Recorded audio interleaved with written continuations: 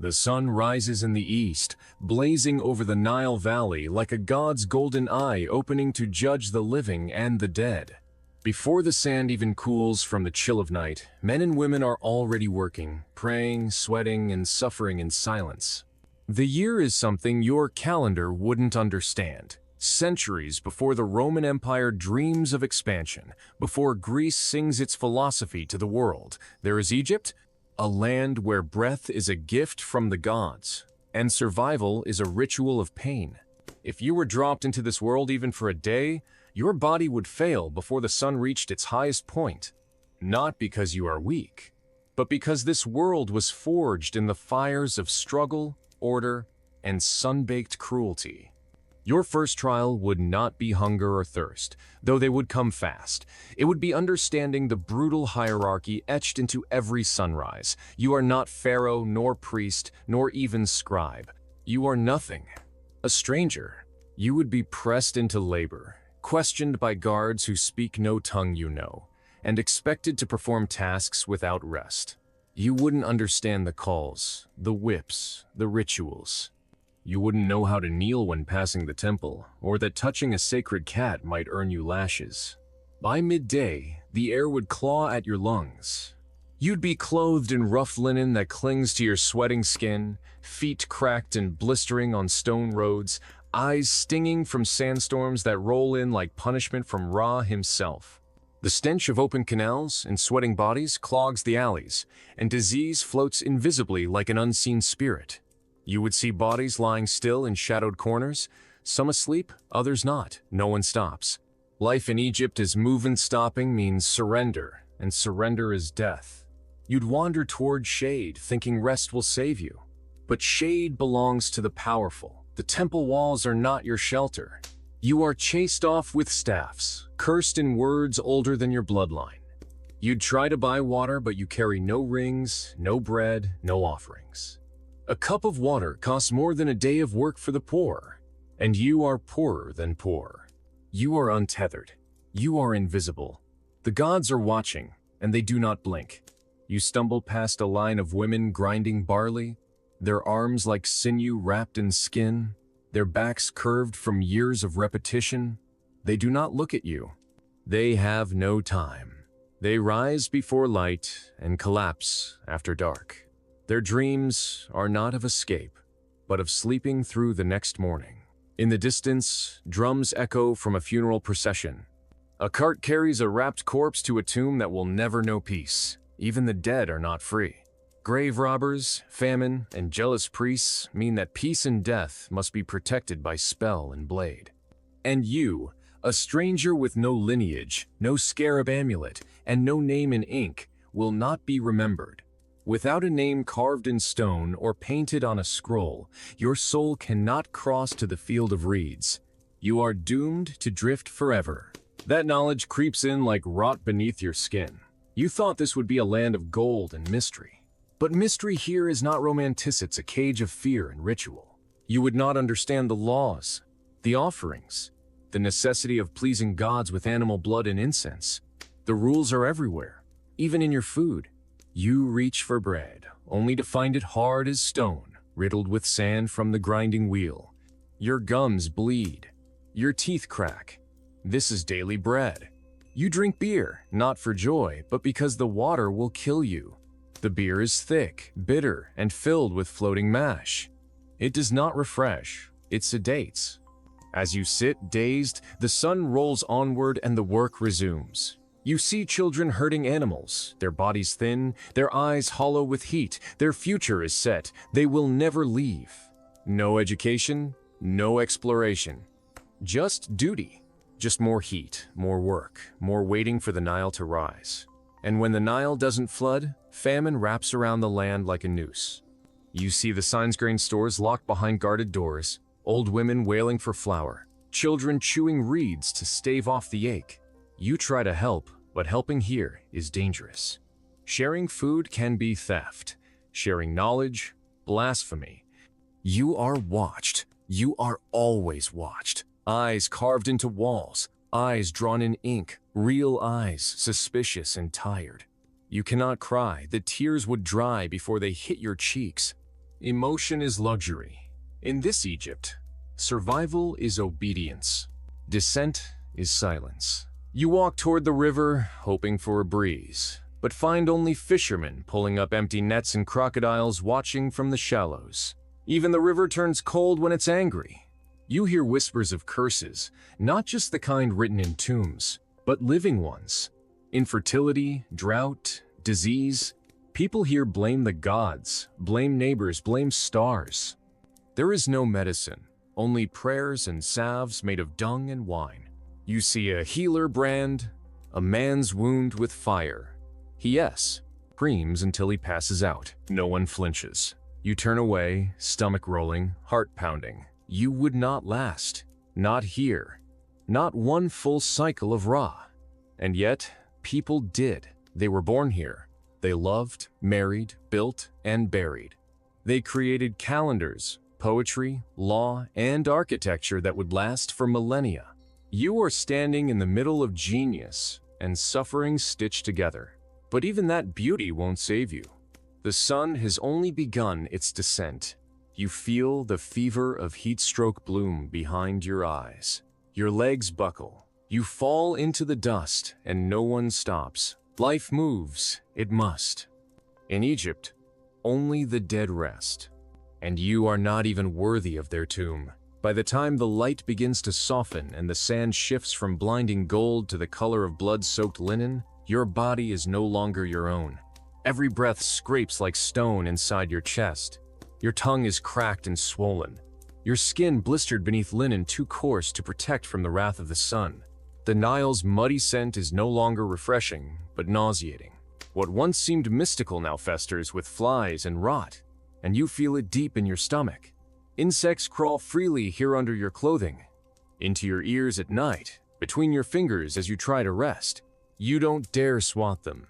The effort would steal the last of your strength. Every sound around you is a warning. A donkey's scream echoing like a human cry, the laughter of men who drink too long under the shade, or the sudden silence that means someone nearby has died. But there are no ceremonies for the poor. No lamentations, no professional mourners, no golden sarcophagi, just sand. Sand that buries the nameless without a word. You envy them, briefly, not for the death, but for the stillness. Because you have not been still since the moment you arrived. You've been prodded, pushed, shouted at. Your body is sore from strange movements, kneeling to unknown deities, grinding unfamiliar grains, carrying jugs balanced on your shoulders as women half your size outperform you effortlessly. You are not from here, and every breath you take betrays that fact. The dialects, the glances, the gestures, they all reveal you. The priests think you're cursed. The workers think you're weak. The animals don't even bother to fear you. Children throw dust at your feet when you pass. Elders avert their eyes. The guards tighten their grip on their spears. You don't belong. You never will.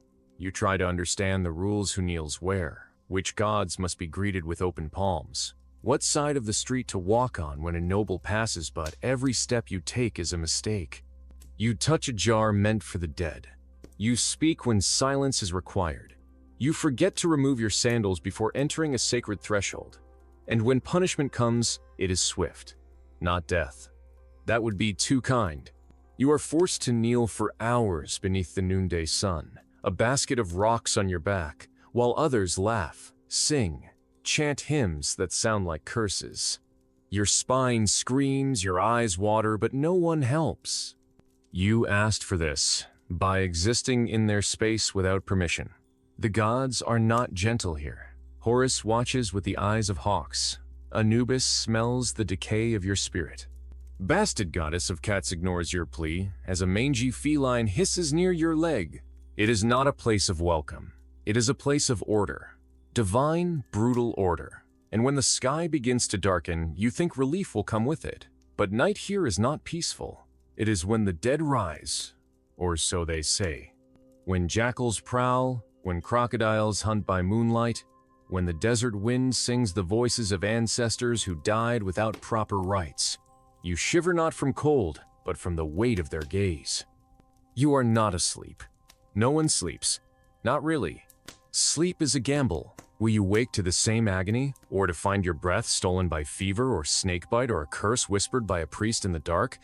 You doze briefly in the corner of a storage hut, your head resting on a sack of barley too sacred for your presence. A woman wakes you with a kick, and a slap that burns more from shame than pain. You are not allowed to forget your placenot for a second. The whispers spread quickly. You were caught sleeping where you should not. You ate a crust of bread reserved for offerings. You looked too long at a priestess as she walked. You do not speak their language, but their faces say everything. Tomorrow will be worse. Tomorrow may not come. You could disappear here. Be buried in the foundation of a temple. Used as labor until your breath gives out and your body is tossed in the desert for the vultures. Your family, if you even have one, will never know. There are no stories written for those like you. No myths, no murals. The scribes preserve the names of kings, not strangers. You look to the sky for stars you recognize, but none greet you.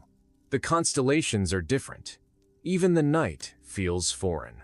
Your body curls into itself, and you pray to any god listens not for salvation, but for the strength to endure. Just one more hour, one more moment. But the sand keeps shifting, the world keeps moving, and you realize this land owes you nothing. Egypt gives no mercy to the unprepared. Its beauty is carved in stone because life is not. Life is dust, breath, labor, and silence. The second morning in ancient Egypt begins not with the soft chorus of birdsong, but with a scream.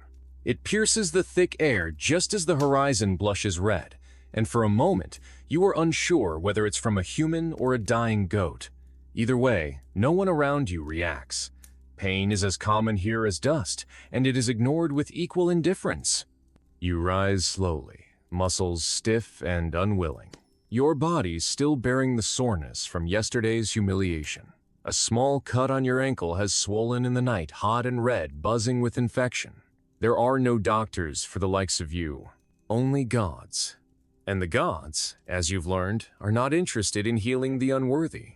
You are ordered to carry urns to the long, narrow vessels filled with sacred water from the Nile, meant for temple rituals. The urn is taller than your torso, its shape smooth and deceptive. It wobbles with every step, sloshing water over your legs, which are already raw from sand and heat. The temple steps loom ahead like a cruel joke, each one carved with images of gods Ra, Osiris, Isis, all judging you in stone. You trip at the third step. The urn shatters. Silence, then laughter. Not from children this time, but from priests. Their linen robes pristine, their heads shaved smooth, their eyes devoid of mercy. You are struck not by hand, but by consequence. Your water ration for the day is revoked. No ceremony, no argument. Just the soft clink of ceramic pieces being swept away and your own dry tongue swelling with dread. Hunger gnaws at your stomach like a rat. Last night's meal was a stale fig and something that may have once been bread. You saw a lizard run over it before it was tossed your way. The cook grinned, and you didn't protest. Protest is dangerous. Everything is a signal here. How low you bow, how long you keep your eyes down, the exact timing of your speech. The wrong tone is treason. The wrong glance is blasphemy. You've seen a man whipped for stepping between two scribes. Another was beaten for letting his shadow fall across a noblewoman's lap. There are no second chances in Egypt, not for the lowborn, and certainly not for foreigners. And though you try to mimic their ways walk with measured grace, breathe with humility, serve without question, you are still an outsider. A strange skin tone, a different scent, an accent that betrays your every word. Even the animals know. The dogs snarl when you pass. The cattle moo nervously.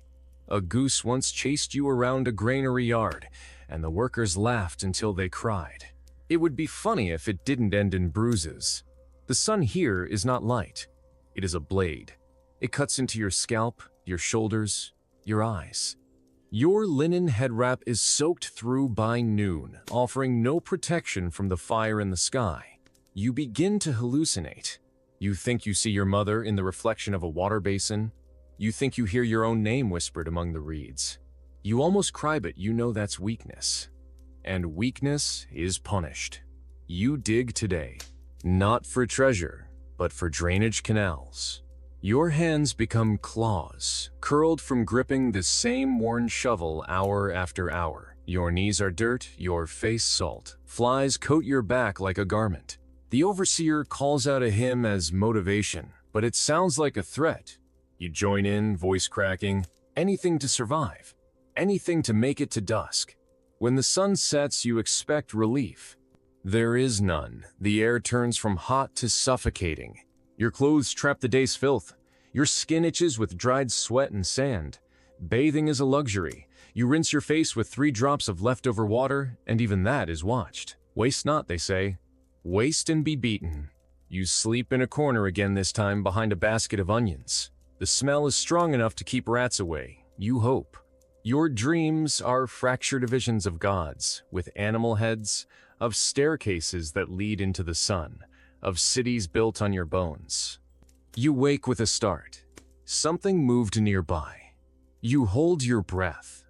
It was only a cat. But you still tremble. You remember what they say about Bastet. She protects only those who respect the balance. You are not balanced. You are falling apart. The priestess passes in the morning and you do not look. Not because you've learned, but because your eyes are too swollen. Someone gave you a rotten fig and you dared to eat it. Your stomach revolted. You vomited beside a shrine. A sacrilege. There will be punishment. Not today. They will wait until you think you've been spared. Then it will come. Always. You are marked now, cursed perhaps, or simply noticed. Either way, your days are numbered. No one says this, but you know. It is in the way the scribes stop writing when you enter, in the way the guards hold their spears tighter when you approach, in the way even the flies seem to swarm faster near your skin. You are not dying. You are decaying, slowly, daily. And Egypt watches. It always watches. The third dawn breaks without warning, without beauty, without mercy. You are roused, not by your own will, but by a sharp jab from a wooden staff, pressed into your ribs by a guard with sunburnt eyes and a permanent sneer. There is no greeting, no explanation. You are to follow. Now you do. Stumbling, barely awake, your legs shaking from yesterday's canal labor. Your feet slap the earth like dead fish. No one notices. You are led to a market, but not to buy. The stalls are already crowded with bodies merchants, beggars, animals, flies. The air is thick with the smell of roasted meat, unwashed men, and burning incense. Colors swirl around you: scarlet linen, bright copper, blue-glazed pottery. It should be beautiful, but it feels violent. You're handed a bucket and a cloth.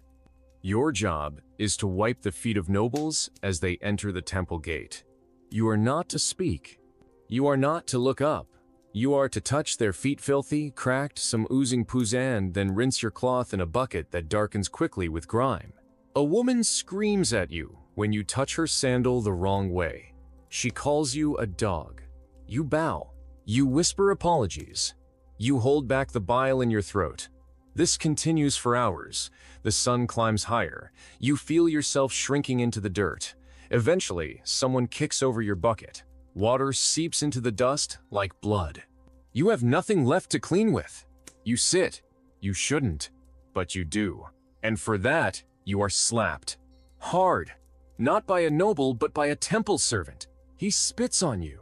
He tells you to go, so you go. No direction, just away. You wander the back alleys behind the market. A dog snarls at you, its ribs sharp as knives. A child throws a fig at your head and runs. You don't chase. You can't. Your stomach knots and gurgles. Your head swims. You're unsure if it's hunger, heat, or hopelessness. You lean against a wall. The mud bricks are warm. You close your eyes. You dream of water. You wake to shouting. 2 men argue over a stolen basket. One draws a dagger. You slip away before blood spills. You're not supposed to be here, but you don't know where you are supposed to be. You return to the canal pits thinking perhaps they will assume you were delayed. They do not. They assume you ran, and for that, you are punished. Not with fists. Not yet. With silence. You are not spoken to. You are not given food. You are not given tasks. You are nothing. You are a shadow in the sun. That night, you find an empty niche between two granaries. You sleep there. You dream of home. But it's different now. Your home has walls made of sand. Your mother has a crocodile's face. Your brother speaks in hieroglyphs you can't read. You wake crying. You are ashamed. You are always ashamed. In the morning, you try to prove your worth. You join a group lifting stone blocks. No one stops you, no one acknowledges you. You haul stone until your back screams. You bleed from your palms. You do not stop. Someone finally speaks to you. A worker. His face is old, eyes faded, lips cracked. He tells you, "Don't die today. It won't matter." Then he laughs. It is not cruel. It is empty. You nod. You do not understand, but you nod. You help him carry more stone. He coughs blood on the last haul. He does not return from the next break. No one mourns. No one even notes his name. You pretend not to care, but you remember his voice, his hands, his quiet. You return to the market the next day. You do not know why. Perhaps to find the place where you once cleaned feet, but the stalls have changed.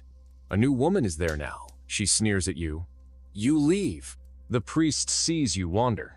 He grabs you by the ear, drags you to the Nile. You are ordered to clean the riverbank of offerings. Broken jars, rotted reeds, fish bones, sacred trash. You do it. You gag on the smell. You step on something sharp. Your foot bleeds. No bandage. Only prayer. A scribe throws old scrolls into the water. You ask why. He says they displease the gods. You nod. You wonder if you've ever pleased anyone. That night, you are summoned. A nobleman needs a body to carry lamps for a procession. You are chosen. Not because you are strong, but because you are small. And small means silent. You hold a lamp. The wax burns your hand. You do not cry. The streets are lined with chanting voices. Incense clouds the air. Drums echo through your skull. The procession moves slowly. Too slowly. You falter. The lamp tilts.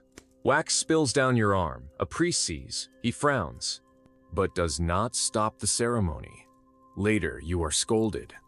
Not for failing, for being noticed. You apologize. You always apologize, but never enough.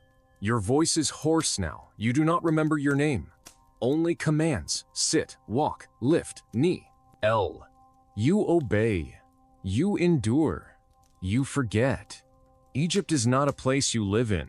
It is a place that lives inside you, carving, consuming, branding its truth into your bones. You begin to hear the gods in the wind. You begin to see their faces in the stars. You begin to hope they will take you, but they never do, because the gods only want the worthy, and you were never worthy. You sit beneath the fractured shadow of a sycamore, and for a brief moment, the sun's weight on your shoulders feels lighter. But it's a lie. Even the trees in Egypt are tired. Their branches don't move. They endure, the way everything here endures. A boy runs past you, barefoot, clutching a dead bird. He grins, not because he's happy, but because he won. He caught something weaker than himself. That's how you survive here. You become the predator, or you disappear. You are neither. You are dust caught in breath. The temple gates open again. Another festival. You've lost count of how many. You are summoned to assist. This time, to carry jars of sacred water. They tell you not to spill. They don't tell you where to go. So you follow the others. One stumbles. The jar breaks. A guard beats him with a rod until the water soaks into his skin. The others keep walking. You keep walking. You hold the jar tighter. Your arms ache. You don't complain. You never complain. Complaints are for those who still believe someone might listen. You gave up that belief days ago. Or was it weeks? Time is strange here. It melts like wax in the heat. One long drip into forever. The priest you serve smells of frankincense and fear. He prays often, not for you, not for the people, but for rain, for gold, for favor. The gods hear him maybe, they do not hear you. You have spoken to them. You have begged. You have screamed in your sleep. Nothing. Only silence. That night, a sandstorm comes. It is sudden, furious, alive. You hide in a corner of the granary. You press yourself into the wall, praying it will not collapse. The wind howls. Sand cuts your skin. You cry, not from fear, from memory. You remember your sister's voice, her laugh, her hands as she braided your hair. You remember home. But even in your mind, the walls are cracked, the roof leaks. She is gone. You don't know where or why, only that you are alone. Morning arrives with an eerie calm. The air is thick with dust. The streets are empty. People emerge slowly, like ghosts. You are ordered to help repair a fallen roof. You climb, you lift. Your fingers bleed. The master builder does not thank you. He says nothing. You like him. At least he does not lie. He treats you like the tool you are. That evening, a nobleman's daughter sees you. She points. She laughs. She says you look like a rat. You nod. You smile. You say nothing. Later, she drops a coin at your feet. You hesitate. She tells you to fetch it. You do. She tells you to bark like a dog. You do. Everyone laughs. You do not. That night, you sleep in a pile of straw. It smells of urine and old figs. You dream again. But this time, your mother does not speak. She watches you from across a river. Her face is stern, disappointed. You wake with the taste of ash in your mouth. Your first task the next day is to clean the feet of statues, the gods. Stone eyes that never blink. You scrub until your fingers numb. You wonder what the gods see. Do they notice the flies on their altars? Do they feel the blood beneath the incense? Or are they as deaf as they are blind? A scribe sees you pause. He strikes you with his scroll. He tells you to keep moving. He tells you your hesitation offends Thoth. You nod. You continue. At noon, a camel collapses in the street. It's too hot, too tired. It simply gives up. The owner beats it, screams, cries. Nothing helps. The beast is dead. You understand. Deep in your bones, you understand. That night, a man is punished. They say he stole grain. You watch from the shadows as he is lashed, his back opening like ripe fruit. He does not scream. He only whispers, over and over, "I was hungry." You understand him too. In the morning, you eat half a date and a handful of lentils. You pretend it is a feast. You chew slowly, eyes closed, imagining honey and meat. It helps, a little. The overseer needs someone to clean the temple floor. You are chosen, not because you are good, but because you are there. The floor is smooth limestone. It reflects the torches like gold. You scrub until your knees bruise. You hum a tune your sister used to sing. A mistake. The priest hears. He slaps you. He tells you songs are for joy. You apologize. Again. Always. You whisper the tune when he leaves. That night, a fever finds you. It crawls into your skin and sets fire to your blood. You sweat. You shake. You see things that aren't there. Snakes with wings, eyes in the sky. You call for your mother. She doesn't come. You wake soaked in your own filth. No one notices, no one helps. You clean yourself with sand, you keep moving. Because if you stop, you'll be buried. Not with ceremony, not with mourning, just a hole in the ground. One more forgotten thing. At dusk, a funeral passes. A noble son, 14 years old, dead from drowning. The procession is loud. Drums, crying women, perfume. You watch from the alley. You wonder if anyone will cry for you.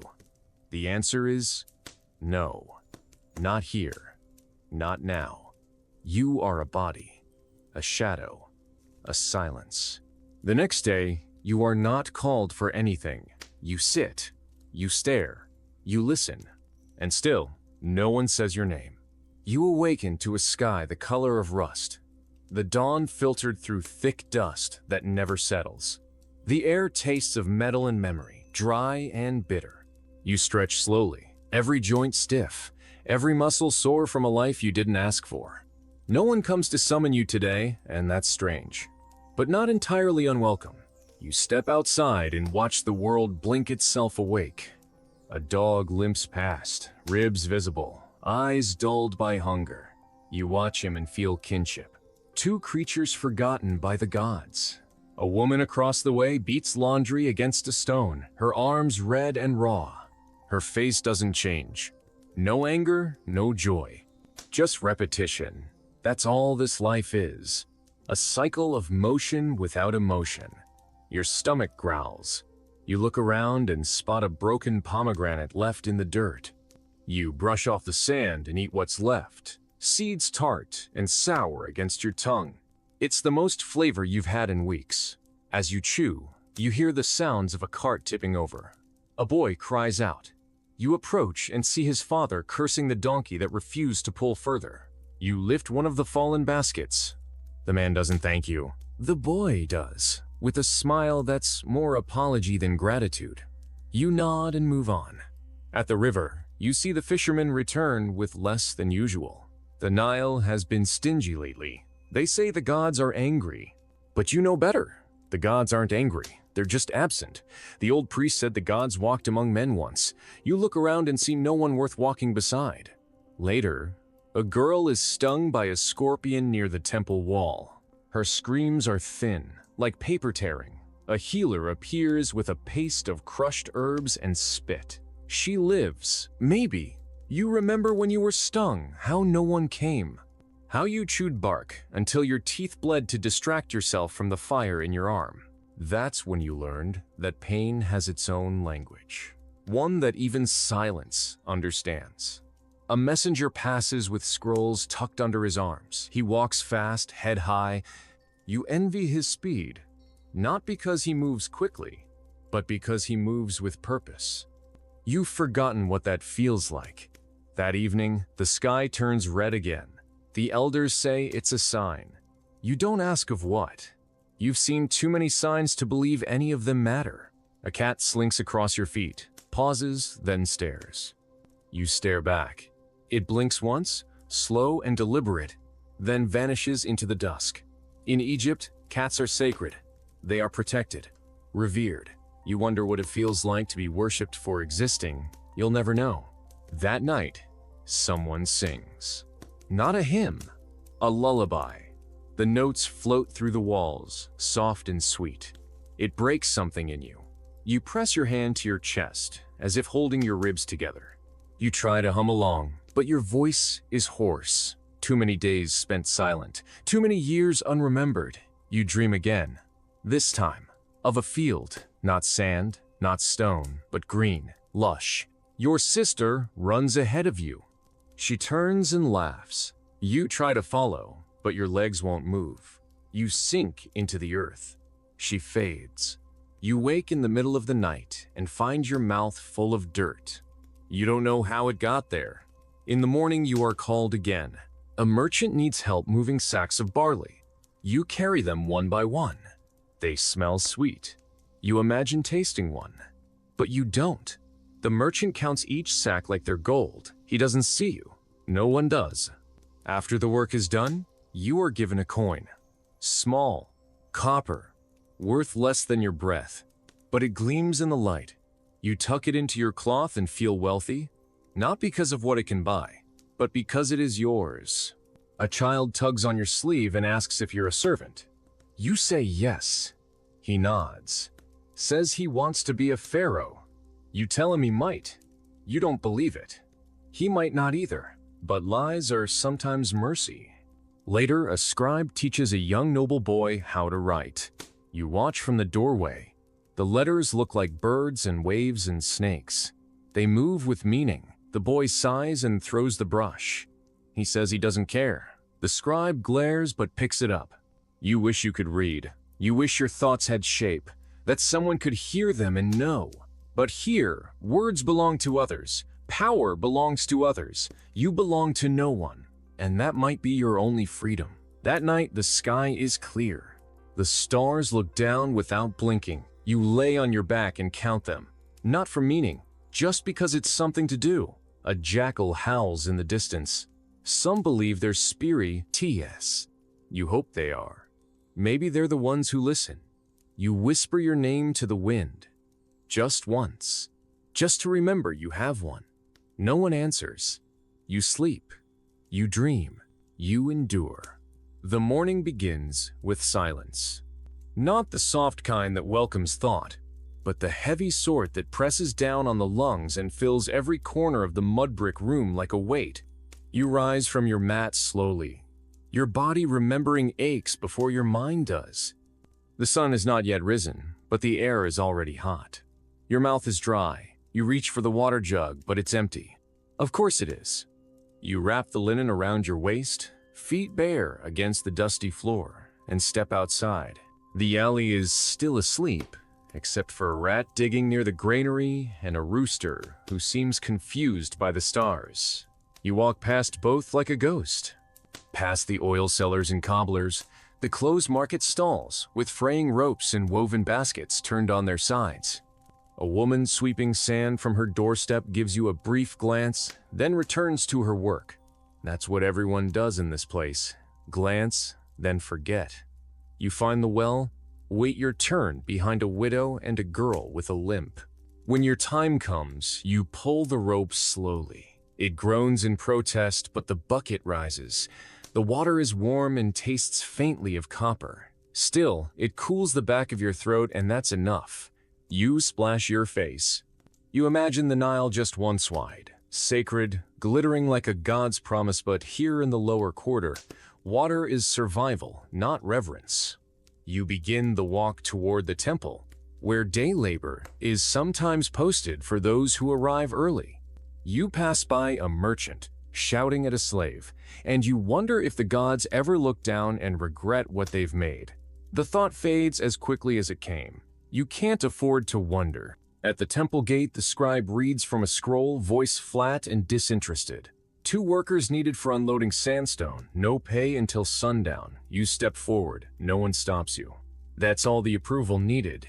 You follow the others, 3 men in silence, toward the far edge of the city. The sun has risen now, burning through the sky like a blade. Your feet leave shallow prints in the sand.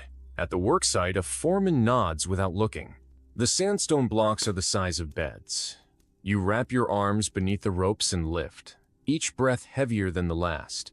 Hours pass in increments of pain. Your shoulders scream, your palms split open. No one notices. At midday, you're given a small portion of lentils and a crust of bread. You sit on the ground and eat slowly, each bite deliberate. You watch a scarab beetle roll its treasure across the sand, oblivious to the human suffering around it. You envy that simplicity. A boy offers water from a clay jar. He doesn't speak. His eyes are too old for his face. You drink and nod. It's the closest thing to a thank you either of you will get. By sunset, the blocks are moved. The foreman marks your name with a dull stylus, and you are dismissed. The coins clink in your hand. Not many, but enough. As you walk home, you pass the priest chanting beneath a sycamore. Their robes are clean, their hands soft.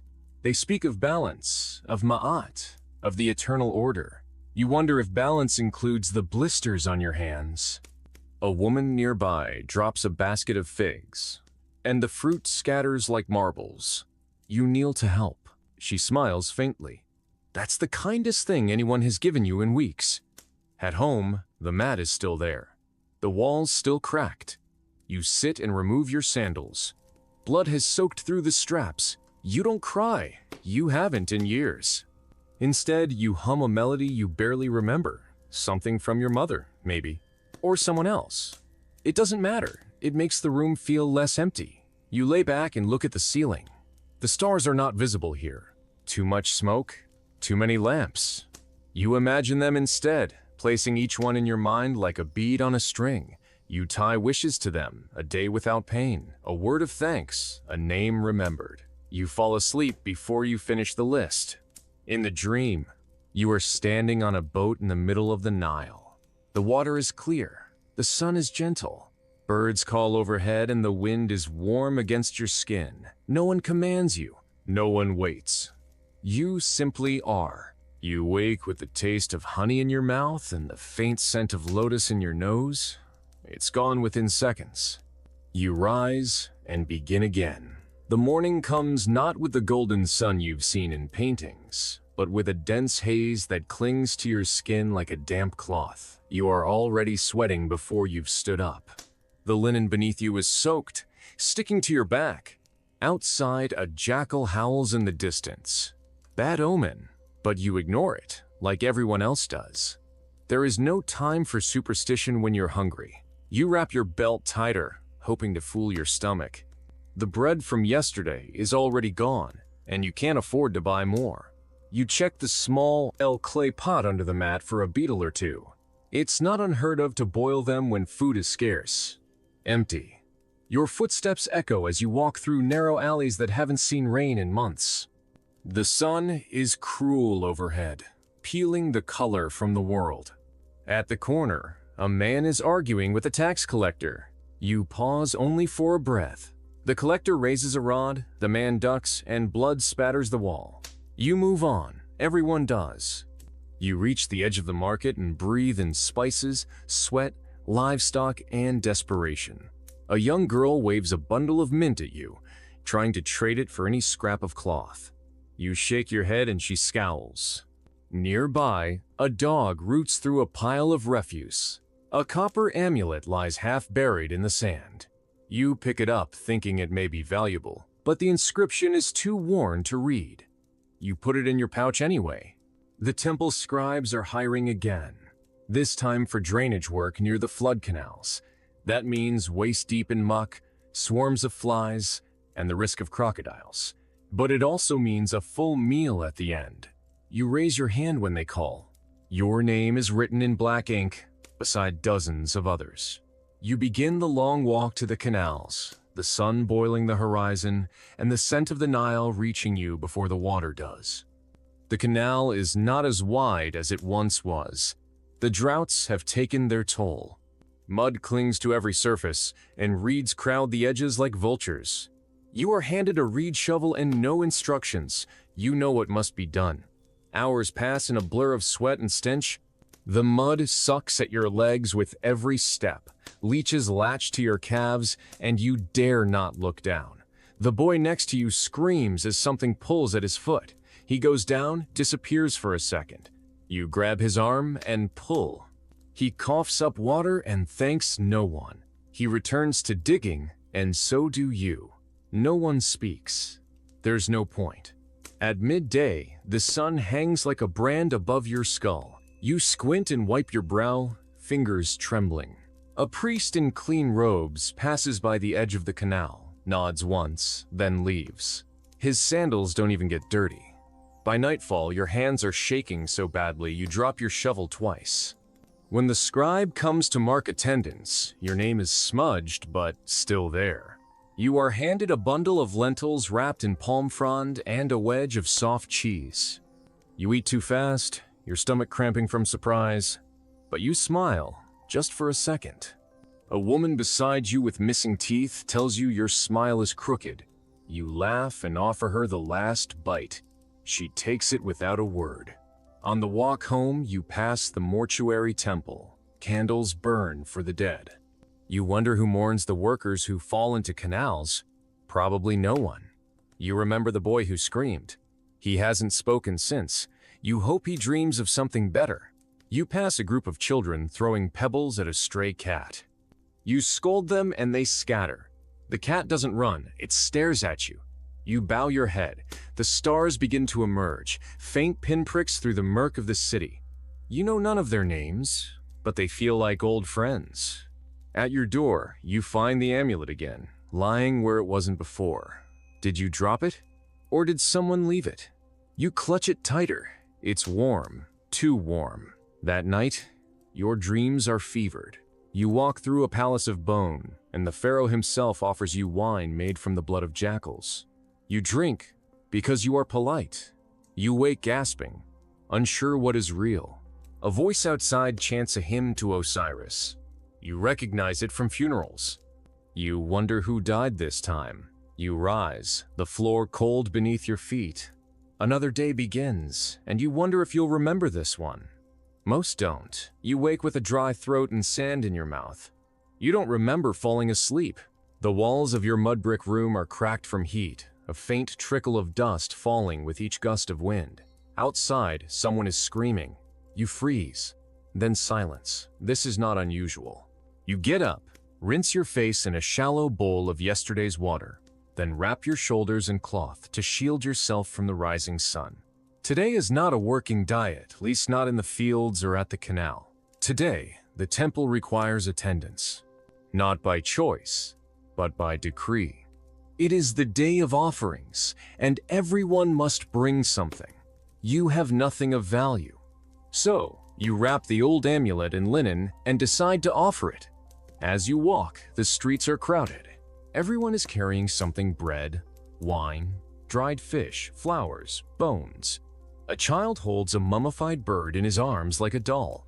You reach the great staircase of the temple, each step worn down by centuries of feet, and climb slowly.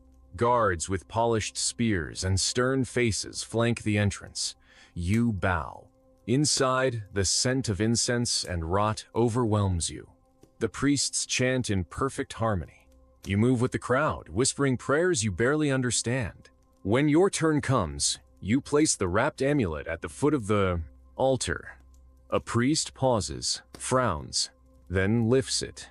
He looks at you, his eyes white with coal and empty of warmth. He says nothing, but you feel like you've been judged. You are ushered out quickly. Back in the courtyard, you watch a line of supplicants kneel before a golden effigy of the falcon god Horus. A woman wails uncontrollably and beats her chest. No one intervenes. The heat is unbearable. You buy a cup of barley water with the last of your coin. It tastes of clay. On the walk home, two men stop you tax agents. They ask about your home, your name, your work. You lie, say you are only passing through. They laugh. One pushes you against a wall, searching your pouch. Nothing. They take your sandals anyway. You limp home barefoot, the stone road burning. That night, your neighbor, a brickmaker, knocks on your door. His brother is dead. He needs help carrying the body to the necropolis. You agree. What choice do you have? The body is wrapped in stiff linen. The man's eyes are still open. You carry his feet. As you pass the alleys, people avert their gaze. Death is contagious. At the edge of the desert, the brickmaker pays a few copper to the mortuary men. The corpse is taken into a tent, perfumed and sealed. You do not speak on the way back. The stars are thick above you. You say a prayer for yourself. In your sleep, the dead man speaks to you. He asks why you touch the amulet. You cannot answer. You wake trembling. You try to sell the amulet the next day, but no one wants it. One merchant spits when you show it. A boy screams. You throw it into the Nile. You don't wait to see if it sinks. Days pass. Your hands heal from the canal work, but your mind does not. You begin to see faces in the corners of your room at night. The brickmaker's dead brother, the taxman, the priest. They whisper things you can't repeat. You ask the temple for help. They give you herbs. You sleep for 2 days straight. When you wake, your home is empty. Everything's stolen. You walk through the market, dazed. A woman gives you a fig. You cry. A scribe offers you a place in the temple library copying scrolls. No heavy labor. You accept. It is dark but quiet. You learn names of gods you've never heard before. You find drawings of the underworld, of snakes that eat souls, of crocodiles with human hands. You dream of them. One day, the high priest visits the library. He sees you. He tells you that the amulet you offered was not yours to give. You deny knowing it. He smiles. He says nothing else. That night, you vomit blood. You do not go to the temple again. Months pass. You survive. Just barely. You are thinner, quieter, slower. You no longer fear the things that walk at night. You greet them. Sometimes they respond. One evening, a child hands you a familiar amulet. It called me, she says. You take it. You don't know why. At home, you place it under your mat. You feel peace. In your dream, you walk into a great hall, golden and endless. The gods are silent, watching. The amulet glows. You raise it, and the hall crumbles. You fall and fall. You wake, smiling. You feel ready. You leave your home and walk into the desert. No one sees you go. No one calls your name. The wind buries your footprints before they dry. The sun strikes your covered head like a hammer. You do not look up. You keep your eyes low, your arms hidden under linen wraps, your voice tucked behind your teeth. You are a woman in ancient Egypt, and your life is measured in glances, gestures, and silences. The home is your world. Its walls of mud brick and thatched roof are both prison and refuge. You wake before dawn, long before your husband or the children. You grind barley on the same stone your mother did, kneading the dough with swollen hands as smoke from the cooking fire coats the ceiling black. Your mother-in-law coughs in her sleep. The baby stirs. You do not rest. The water jars need refilling, the floor needs sweeping, and your husband expects a full jug of beer by midday. You live near the Nile, but fetching water is a journey. The banks are crowded. Other women speak in hushed tones. You do not join. Gossip is dangerous. Eyes are everywhere.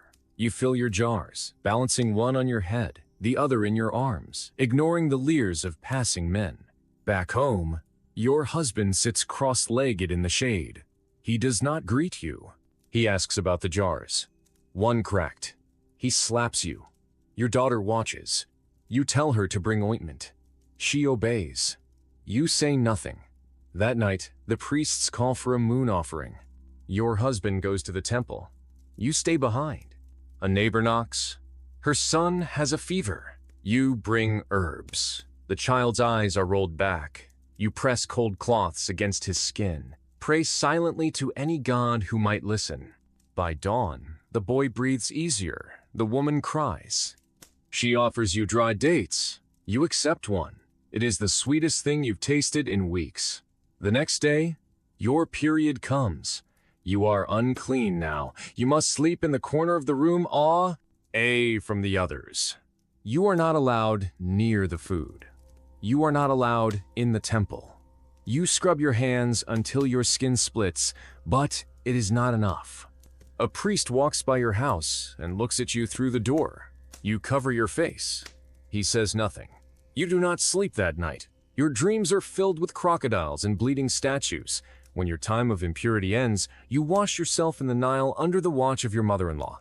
She mutters prayers. You do not understand them. She says a curse follows you. You nod. You believe her. Weeks pass. A wedding is announced. Your cousin is to marry a man from the other side of the river. You attend, dressed in borrowed beads and a perfumed sash. You are not allowed to speak unless spoken to. The bride cries behind a veil. The groom laughs. You dance because it is required. A man touches your arm. You pull away. He does not return. Later that night, you walk home alone. You feel eyes in the dark. You run. A dog barks. A child screams in the distance. You reach your door and bolt it shut. You sit on the floor until sunrise. You bleed again 2 days later. Not from your womb, from your mouth. You cough and something red hits the mat. You hide it. If your husband sees, he'll say it's a punishment. If the priest finds out, they'll say you're cursed. You pray harder. You burn more incense. You ask your daughter to fetch fresh herbs from the field. She brings back a frog, says it leapt into her path. Frogs are sacred to Hecate, goddess of fertility. You keep it in a bowl near your sleeping mat. You feed it crumbs. It dies within a week. You bury it at night. No one must know. You begin to lose your hair. You hide it with wraps. Your breasts ache. The temple midwife tells you you're pregnant.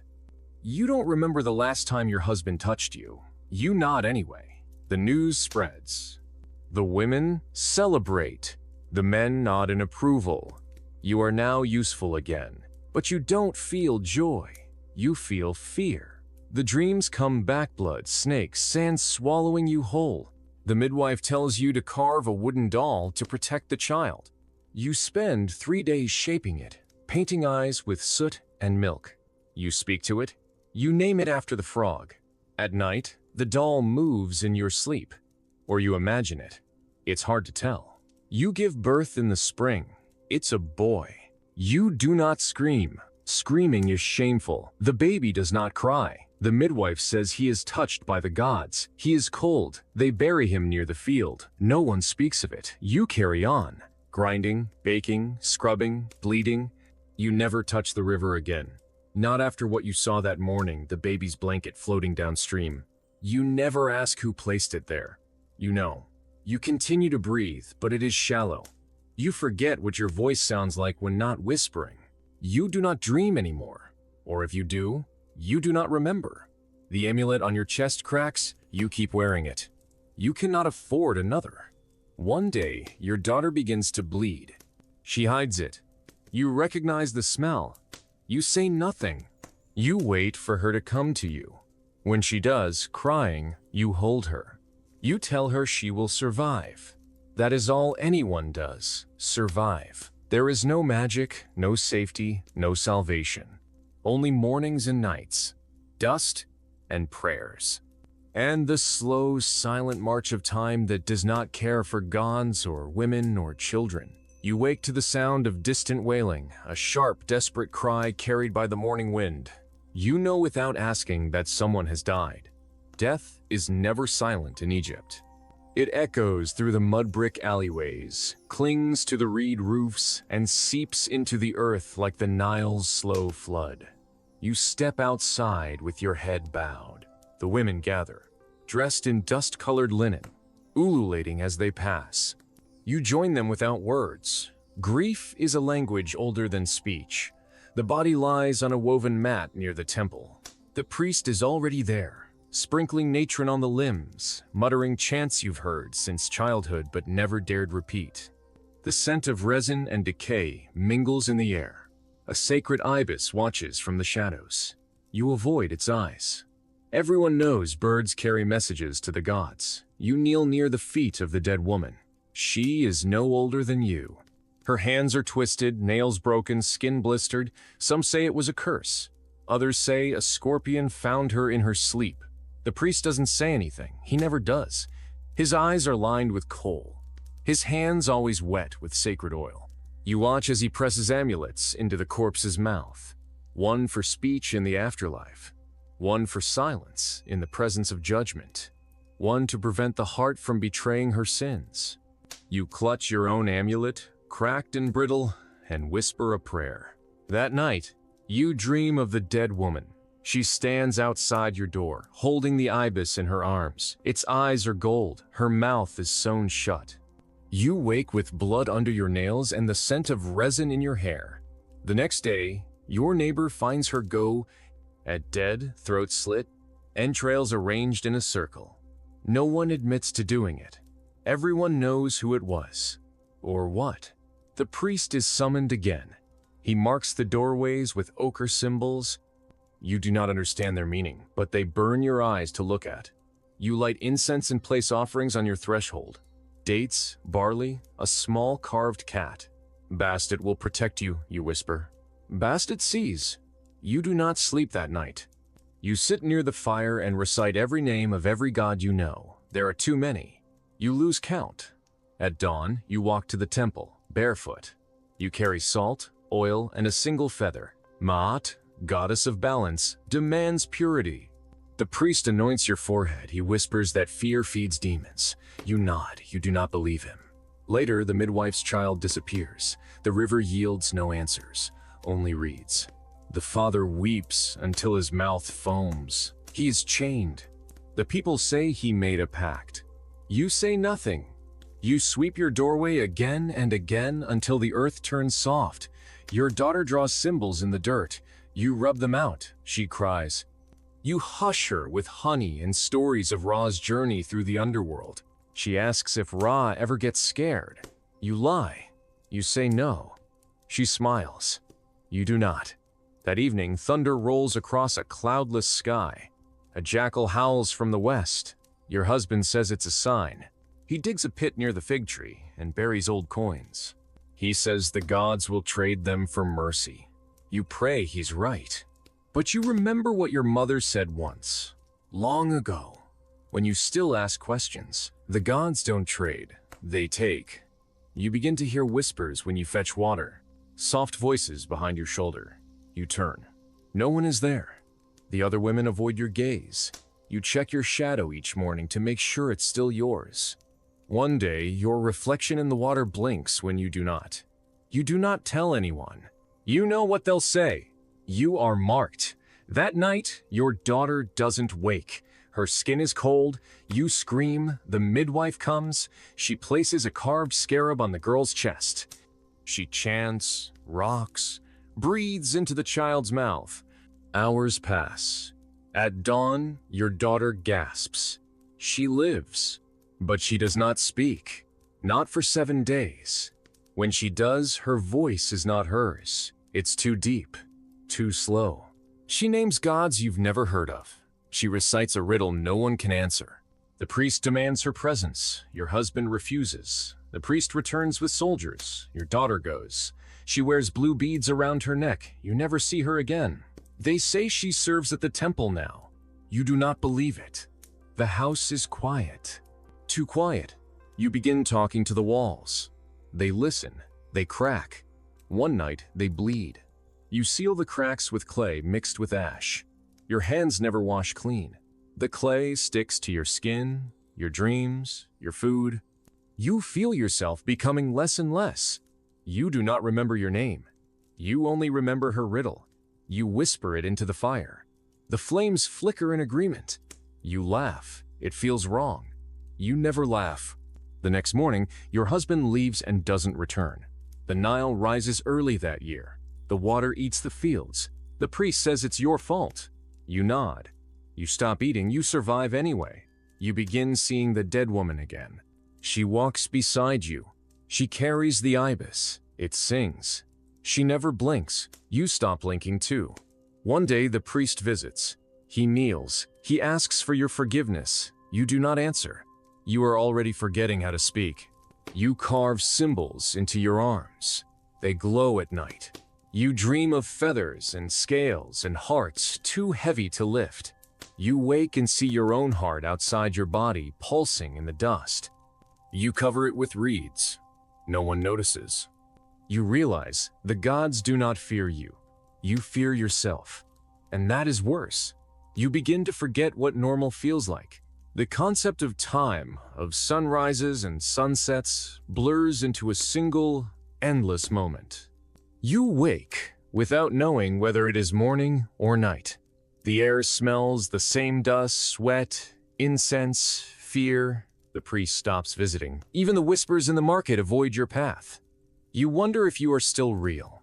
Your feet leave no prints in the dirt. Your voice echoes strangely in your own ears, like it belongs to someone else.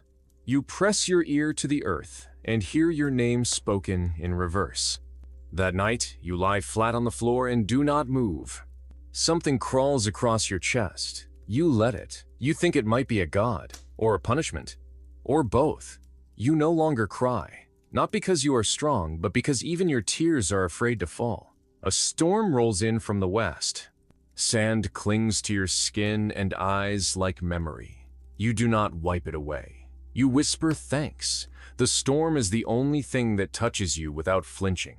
The next morning, you find a falcon feather near your threshold. Horus sees. Someone whispers. You do not turn.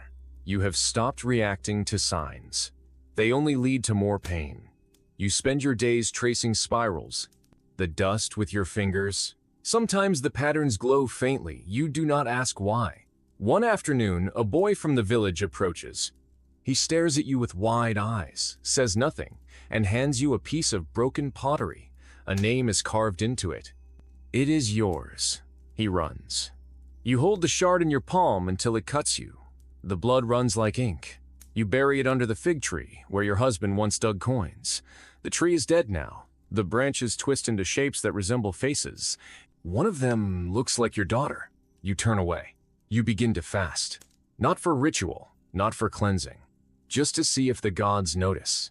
They do not, but the animals do. A stray cat begins to follow you, then another, and another.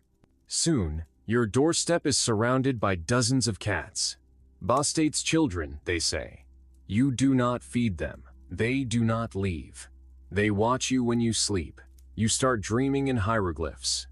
You cannot read them, but you wake with their shapes burned behind your eyes.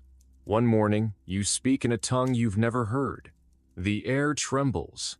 A wall cracks. A neighbor dies. You are blamed. You do not defend yourself. The silence in your chest is too deep. The people gather to cast you out. You do not resist. You walk into the desert barefoot. The sand welcomes you. The sky burns above. You laugh once, and the sound cracks open the air like thunder. You collapse near an old stone marker. It bears no name, just an eye, watching. You sleep there expecting to die, but you do not. Instead, you wake to the soft sound of water. A spring hidden among rocks. You drink. The water tastes like iron and forgetting. You stay. Days pass, or years. Time means nothing here. You begin to speak to the rocks. They answer in dreams. The cats follow. They form a circle when you sleep. One night, you feel your bones shift. Your skin grows cooler. Your breath slower. You become part of the stone. The sand moves around you, never touching. The wind carries voices, and sometimes you recognize them: your daughter, the priest, the dead woman. They are far now, too far to matter. You are the watcher, the vessel, the warning. When travelers pass, they stop and bow. They do not know why. They leave offerings dates, honey, salt. You accept them in silence. You do not move. You do not need to. You are no longer waiting. You are the thing they fear, the thing they dream of, the thing that never dies. Somewhere far away, the Nile floods again. Crops rise and fall. Priests chant. Children are born. People forget your name, but not your presence. They still draw your eyes in the dirt, still whisper prayers when the sand turns red. You watch. You remember. You remain. You were born with a silver ring tied to your wrist. That's what the old woman who caught you said. A thin band of copper, too small to fit an infant's hand, but heavy with omen. You were the third daughter of a scribe's second wife, and neither celebrated nor condemned, just tolerated. Your mother bled too much during your birth. She never truly stood again. You grew up in the shadow of incense and dried blood, among scrolls that smelled of papyrus and spoiled milk. Your sisters married young, each to men older than your father. You were left behind, not clever enough to write, not pretty enough to trade. By 12, your hands were stained with ochre and ash. You worked in the temple kitchens, grinding barley and meat, drying lentils, burning offerings until your eyes swam in smoke. One day, a priest watched you too long. He called you Small Hathor. You smiled, foolishly. That night you found a gold scarab in your cot. You threw it into the latrine. The next day your name was listed for temple service. You were not allowed to refuse. You shaved your head. They rubbed your body with oil and clay, washed you with bitter herbs. You learned the rituals. You fasted, you chanted, you cleaned. You cleaned everything: altars, knives, bones, blood, and statues with eyes that followed you even when blindfolded. You learned to breathe without inhaling, to speak without thinking, to disappear while standing still. At 15, your blood came. They buried your childhood linens in the earth and told you were clean now. That night, the high priest summoned you. He had a voice like water and hands like cold wood. You were not surprised. You didn't cry. You counted the cracks on the ceiling while he whispered prayers between breaths. When he was finished, he gave you dates. You threw them into the Nile. It took 3 days to bleed again. You thought that meant you were cursed. One of the older girls said it meant you were lucky. She smiled with 2 teeth. That year, 2 temple girls drowned themselves in the ceremonial basin. They said the water turned red before their bodies were found. The priests declared it a blessing. A sign from Osiris, They held a feast. You were forced to serve it. You did not eat. Your stomach forgot how. Eventually, you stopped flinching when touched, when insulted, when they called you the silent one. When your father died and no one told you, when your mother's bones were sold for fertilizer, when your womb began to ache at night, empty and loud. One afternoon, a foreign scribe arrived. He carried scrolls from Thebes and hands that did not reach for you. He watched you wash the altar. He said nothing. You said nothing. He left a coin, a real silver coin. You kept it in your mouth all night, just to taste something honest. The next morning, the priests accused you of theft. They found nothing, but they lashed you anyway, 13 times, enough to scar your spine in the shape of a wing. That night, you dreamed you flew, not up, down, into the underworld, where women walked without sound, and every step echoed like thunder. You were crowned with bones. The gods kissed your scars. You woke with blood in your mouth. The next day, you smiled for the first time in years. They called it madness. You did not argue. You stopped speaking. They made you scrub the floor with your tongue. You did.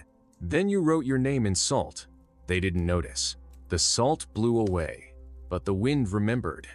The next week, a locust plague struck the grain stores. They blamed the silent girls. You were one of them. They locked you underground, where the light sang lies and the walls wept fungus. One girl screamed herself to death. Another tore out her eyes. You sat in the corner, counting your breaths like beads. At night, you traced shapes on your arm with your nail sigils, spirals, maybe prayers. You didn't know anymore. Eventually, they let you out. Not because you were innocent, because they forgot you were in. You stumbled into the sun and it bit you. You lost your vision for 2 days. When it returned, you saw halos around shadows. Everything bled color. The cats followed you again. So did the flies. You lived beneath the temple steps, where pilgrims tossed crumbs. You collected them in a bowl shaped like a heart. No one spoke to you anymore. You became a ghost, a moving omen. When people passed you, they left offerings without meeting your gaze. Sometimes children cried. You did not mind. You had stopped minding. Your dreams grew long. Whole days passed in them. You spoke with Isis. You argued with Anubis. You forgave Ra. You woke only to relieve your body and eat stale figs. One night, the moon turned blue. You stood and walked. You didn't know where. The Nile waited. You walked into it. The water kissed your skin like an old friend. You kept walking, and walking, and walking. You were born in linen, wrapped in prayers and perfumes, beneath a ceiling painted with stars. The midwife whispered your name before your mother could, a name too long for a baby, too heavy for a girl. Your father was a nobleman, a landholder with 5 fields, 7 wives, and 1 throne room with no throne. You were his first daughter. He had sons, but none survived past 7. Your mother clung to you like honey clings to bread. You were her salvation. Her rival wives hated you for it. They fed you bitter milk, cursed your curls, pinched your arms when no one looked. But you survived. By 6, you had already learned to smile with your mouth closed, to listen without blinking, to bow with elegance. You were groomed like a relic-oiled, polished, brushed with chalk and gold. At 8, a seer told your father you would bring shame to his name. He laughed, gave the seer a ring, and sent him away. But he watched you more closely after that. By 10, you could recite all the prayers of Thoth. You could read Sumerian.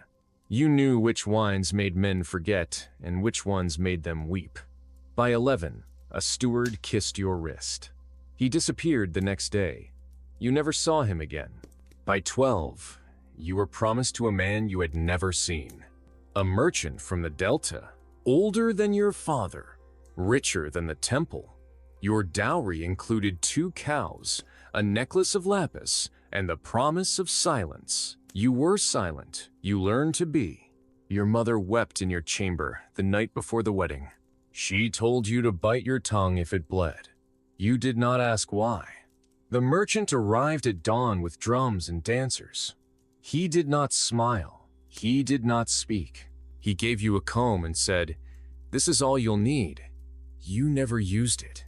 His house was colder than the tombs. No music, no flowers, just ledgers, shadows, and salt. He was not cruel.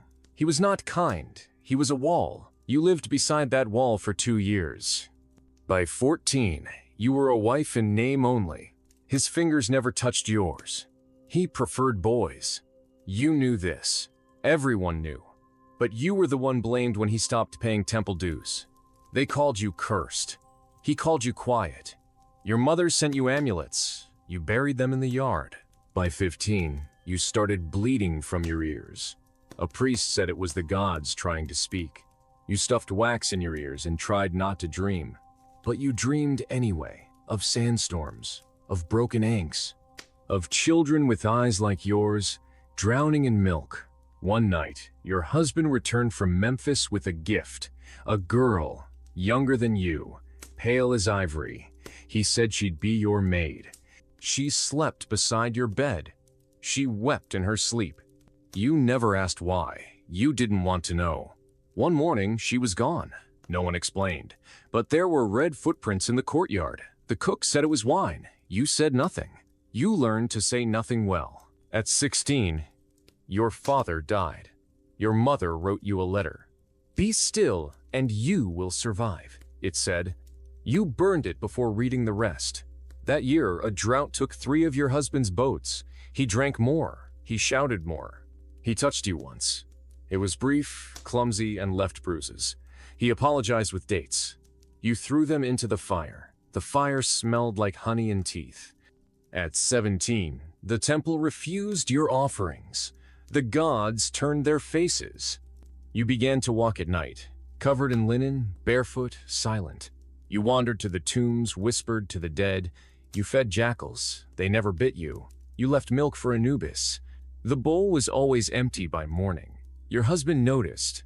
He said you smelled like the grave. You smiled. That was the last time you saw him. He vanished during a flood. They said he drowned. You think he walked into the water willingly. No one searched long. You inherited his debt, his house, and his ghosts. They whispered when you slept. They argued when you wept. You did not fight them. You fed them honey and silence. At 19, you were alone. Wealthy but cursed. Men came with gifts. You refused them all. Women came with questions. You gave them answers wrapped in riddles. Children followed you, called you the sand bride. You let them. You let everything happen now. You ate dates. You drank wine. You prayed with no gods. And at night, you dreamed of your first name, the one the midwife gave you. You couldn't remember it. Only its echo. You were born during the festival of Opet, beneath banners of blue and silver, in a house where women sang your name before your eyes opened. They said you were a blessing, the third daughter of a stonemason whose hands were always coated in dust. Your mother fed you bread soaked in fig water. She braided your hair into 7 knots for each of the 7 Hathors, praying they would protect your future. By 4, you were dancing in temple courtyards, copying priestesses in secret, waving reeds as if they were scepters. They laughed and called you Little Isis. You believed them. At 6, you snuck into the shrine and touched the foot of a god's statue. That night you dreamed of fireflies in your stomach. You told no one. By 8, your father broke his back on a tombstone. He walked with a limp after that, and his laughter vanished. Your mother grew quiet. She stitched shrouds for a living. Sometimes she stitched while crying. You pretended not to see. By 10, you were weaving linens in the marketplace. Men smiled too long. You hid behind your sister. Your sister grew tired of hiding you. She married a baker and moved away. Your brother joined the guards. You stayed. Always you stayed. At 12, the temple dancers noticed you. One day they asked if you wanted to serve Hathor. Your mother said no. You said yes. You entered the temple with bare feet and an eager smile. You learned quickly how to pour oil, how to grind pigment, how to paint a god's face. By 14, you could sing every hymn backward. You could braid a priestess's hair in the dark. You slept with incense in your hands. But you were still a full initiate. Not yet. That required blood. At 15, they chose you. A high priest's funeral required a virgin dancer. You were led to the chamber of black paint and silence. They bathed you. They fed you nothing for a day and a night. Then, beneath torchlight, you danced in a circle of salt and bone. The dead man's soul was said to pass through your spine. You trembled for hours afterward. No one touched you. You weren't pure anymore. You were sacred. You felt nothing, not fear, not pride, just cold. A week later, you began to forget names. You called your mother by the wrong one. You forgot your own once. It scared you. You prayed harder. You offered dates dipped in honey. The wasps came. You let them sting. By 16, you were speaking to no one. Not out loud. The other girls called you Stone Mouth. You listened to the statues instead. They whispered in flaking gold. They told you secrets about the Nile. You smiled in your sleep. The priests noticed. They said the gods favored you, or cursed you. It was always both. At 17, a nobleman offered to sponsor your ceremony. The final one. You would be an oracle of Hathor. Your mother wept when she heard. She said no one ever returned from such gifts. You didn't answer. The ceremony took place beneath a blood moon.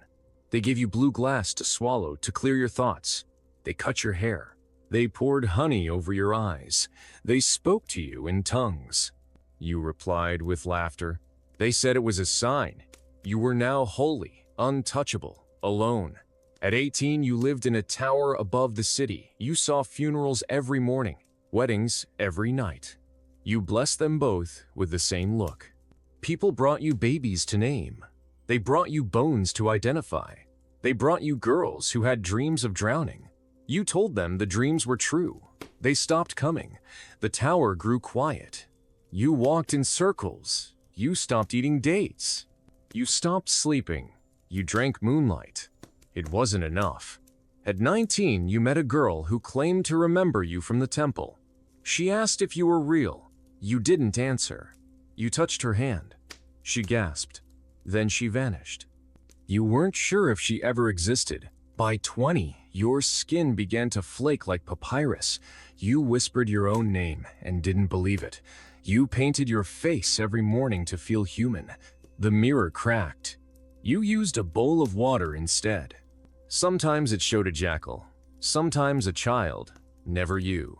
You wrote prayers with broken reeds. You burned them unread. You stopped waiting for gods. You began to talk to the wind. It never answered. One night, a storm shattered the window. The tower filled with sand. You opened your arms. You laughed. You disappeared. They found only your sandals, turned upside down, and a bowl of honey filled with flies. The priest who touched it lost his tongue. They say you became a spirit of the east wind. Others say you were never real, just a name wrapped in linen and offered to silence. But the wind still smells like figs when it passes the temple. And sometimes, on Opet, a voice hums a hymn no one remembers, except the dead. You wake in a chamber of silence. The walls are lined with linen and the scent of cedar seeps into your hair. You do not remember your name, only the weight of gold across your chest, and the way the floor trembles when the king walks past. You are 17, or perhaps 20. No one will say. You are one of many, chosen not for beauty or voice, but because your family owed the wrong favor. A debt to the vizier, a land dispute. You were taken, gently, but taken. They called it honor. The palace is quiet in the mornings. You wake before the light touches the tiles. You clean your teeth with salt and palm ash. You rinse your skin with water scented by petals that died 3 summers ago. Your feet are not allowed to touch the ground until the attendant nods. When you walk like a ghost. Always behind someone else. Never first, never loud. When you eat, you do not too loudly. You do not finish your bread. You always leave a corner for the gods. You never ask which gods. It changes depending on which guard is posted. You learn their moods. Which one prefers a bowed head? Which one fears eye contact? Which one whispers about girls who vanished? You learn never to ask where vanished means. The first week, another girl tried to run. They brought her back in the same robes, but she no longer blinked. She smiled too much. You stayed still. You learned to smile the same way. The king never speaks to you, but he sees you. You know this because once, when the hem of your robe touched his foot, he did not flinch. That was the first night you were summoned. They brought a tray of pomegranate seeds. You were told to eat 5. 5 was the number of truth. Then, you were led into the chamber of blue light. The walls shimmered with crushed turquoise and prayer. You knelt. He asked nothing. He watched. You cried without sound. He liked the tea. They said you served well. After that, your chamber was moved. Closer to the garden, but further from the door. You no longer saw the sky in the mornings. Only the glow of fireflies trapped in alabaster lamps. You whispered to them. They never answered. You named them anyway. The oldest was called Seba. One day he stopped glowing. You buried him under your mat. You weren't sure if he was ever real. You missed him all the same. You were taught not to speak unless spoken to. But once, you sang. Softly. A lullaby your mother sang when the river flooded. The cook heard you. He told the steward. The steward told the vizier. The vizier summoned you. He asked if you knew the old tongue. You said no. He smiled. You were told to sing it again before the queen. You did. The queen clapped once. After that, you were given a blue bead to wear behind your ear. You didn't know what it meant. But the guards stopped searching you. The women stopped mocking you. The priestesses bowed when they passed. You dreamed of a golden crocodile who called you little sister. You weren't sure if it was good. You stopped dreaming after that. At night, you heard the walls breathe. You counted the breaths, always 13. You told no one. You learned to read by watching the scribes. You traced letters in the air, hidden behind columns. One day, the steward handed you a scroll. He said the queen was ill and needed her dreams interpreted. You read it. It spoke of sandstorms and bleeding figs. You told her it meant she was safe. She smiled. The next day, a concubine was exiled. You found blood on your pillow. You washed it without a word. You were told you might be elevated. That word meant nothing anymore. You once thought elevation meant freedom. Now it meant different chains, softer ropes, a better room to be lonely in. You were given a cat, black, with one golden eye. You called her Anka. She never purred. She watched you while you slept. You liked that. At least someone watched.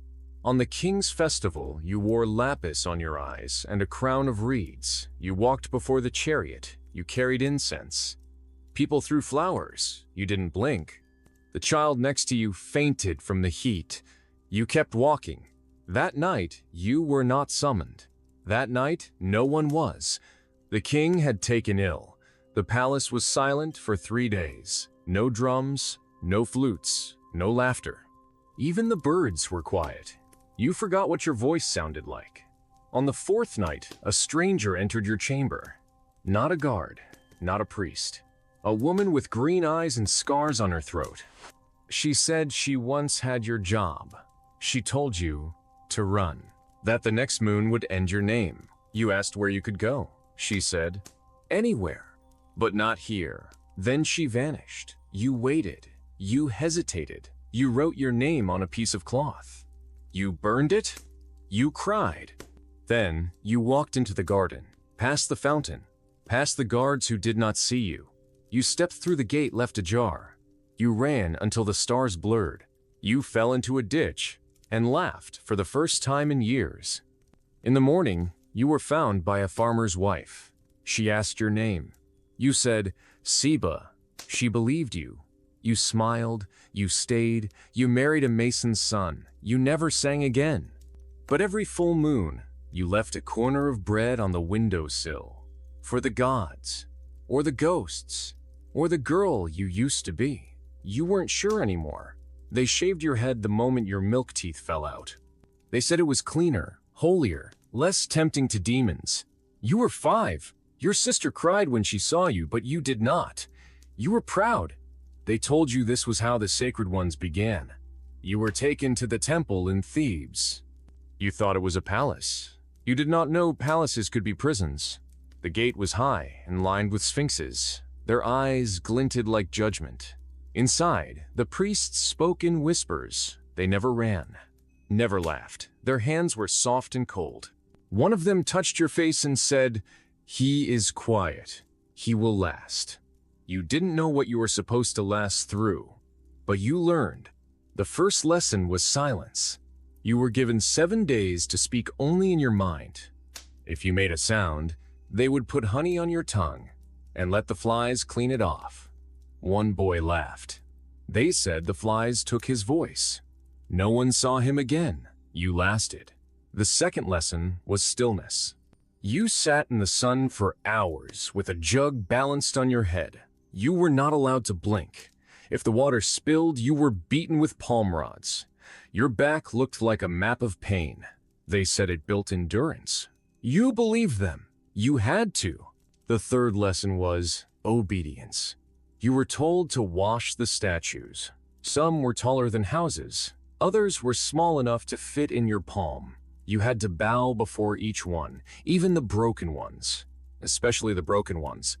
They said gods remember disrespect, even if they no longer remember their names. At night, you shared a stone room with 13 others.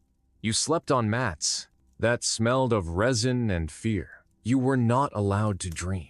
If you spoke of dreams, they said the jackal spirits would follow you. One boy talked of a black river. He woke up with sand in his mouth. He never spoke again.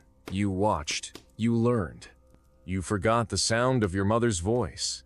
You forgot the taste of sweet dates. You forgot how to cry. That was lesson 4.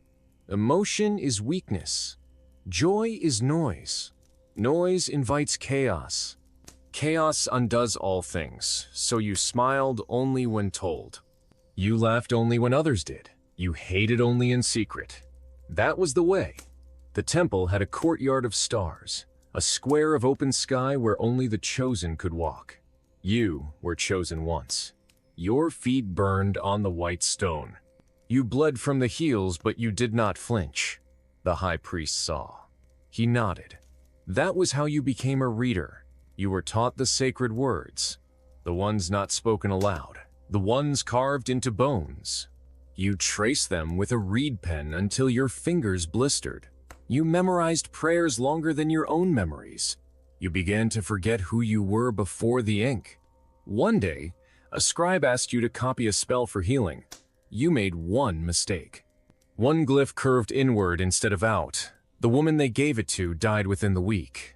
You were made to sit beside her tomb for 9 days. You were not allowed to eat. You were not allowed to move. You watched the ants carry away the grains left for her soul. You promised to never make another mistake.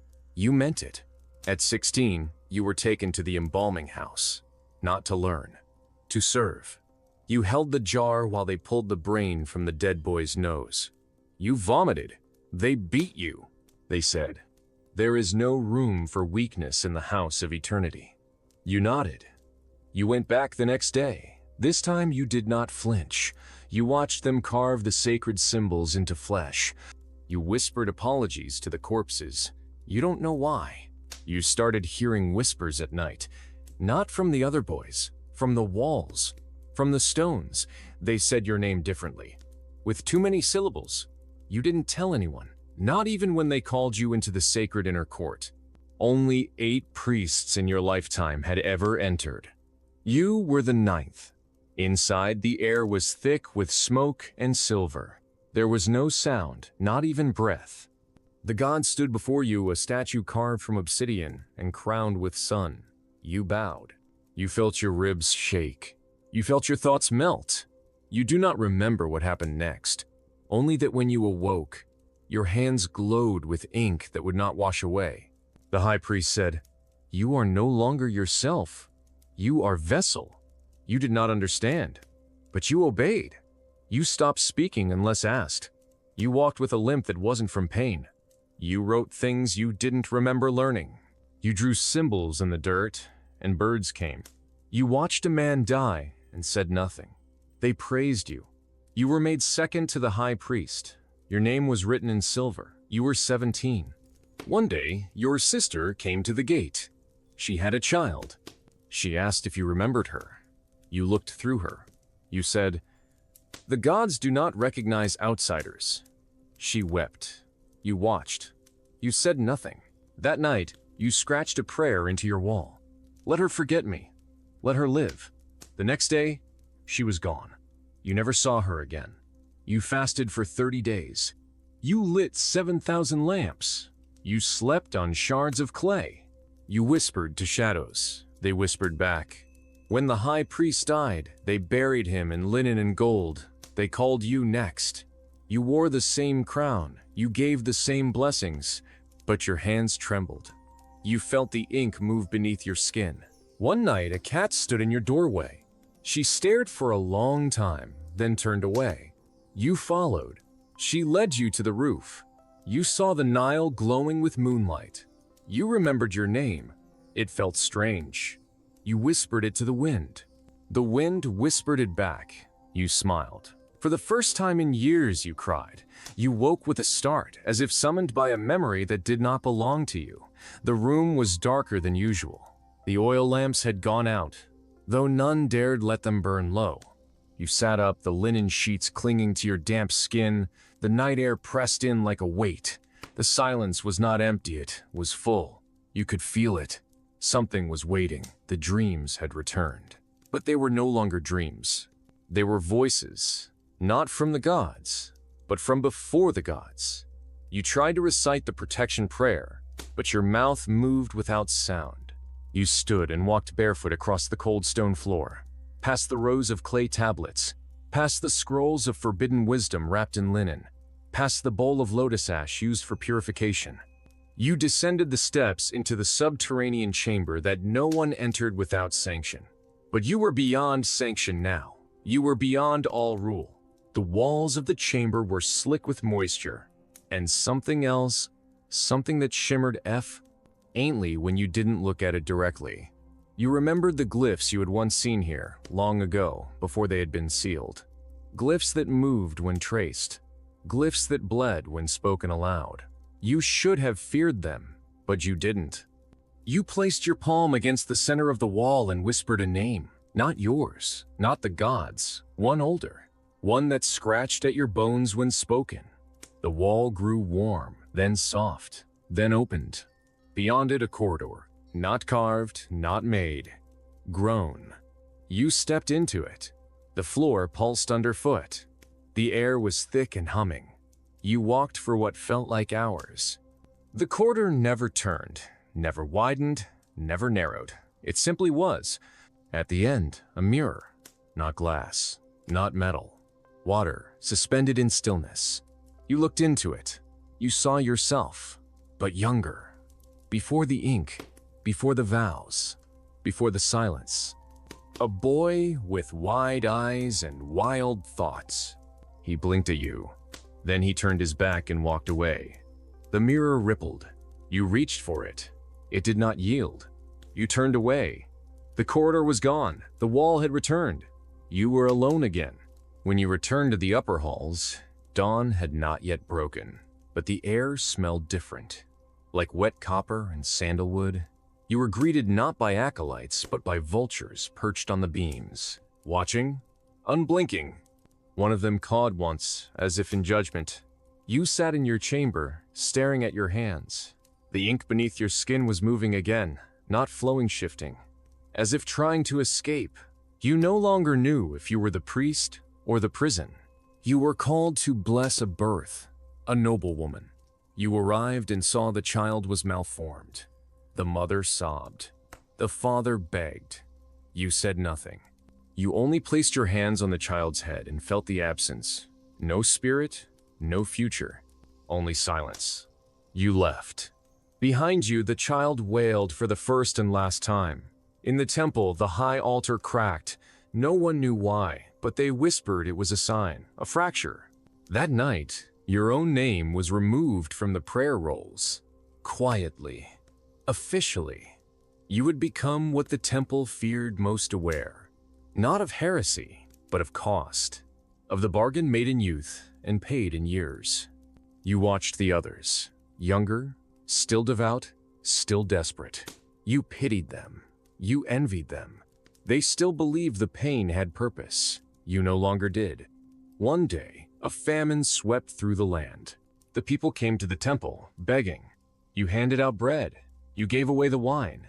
You opened the sealed jars meant only for gods. The priests tried to stop you. You said, "They are gods because we believe they care. And if they do not, then let them come down and stop me." Nothing did. The people praised you, but the temple did not. That night, they exiled you, not with words, with silence. Your chamber was emptied, your robes burned, your name scratched out of stone. You were given no curse, only absence. You wandered the desert for weeks. The sun did not kill you. The wind did not bury you. You reached an oasis no map marked. There, a child sat beside the water. He wore a jackal mask. He did not speak. He handed you a reed. You dipped it into the water and drew on the sand a glyph, one you had never learned. But it felt familiar. The sand shivered. You wept.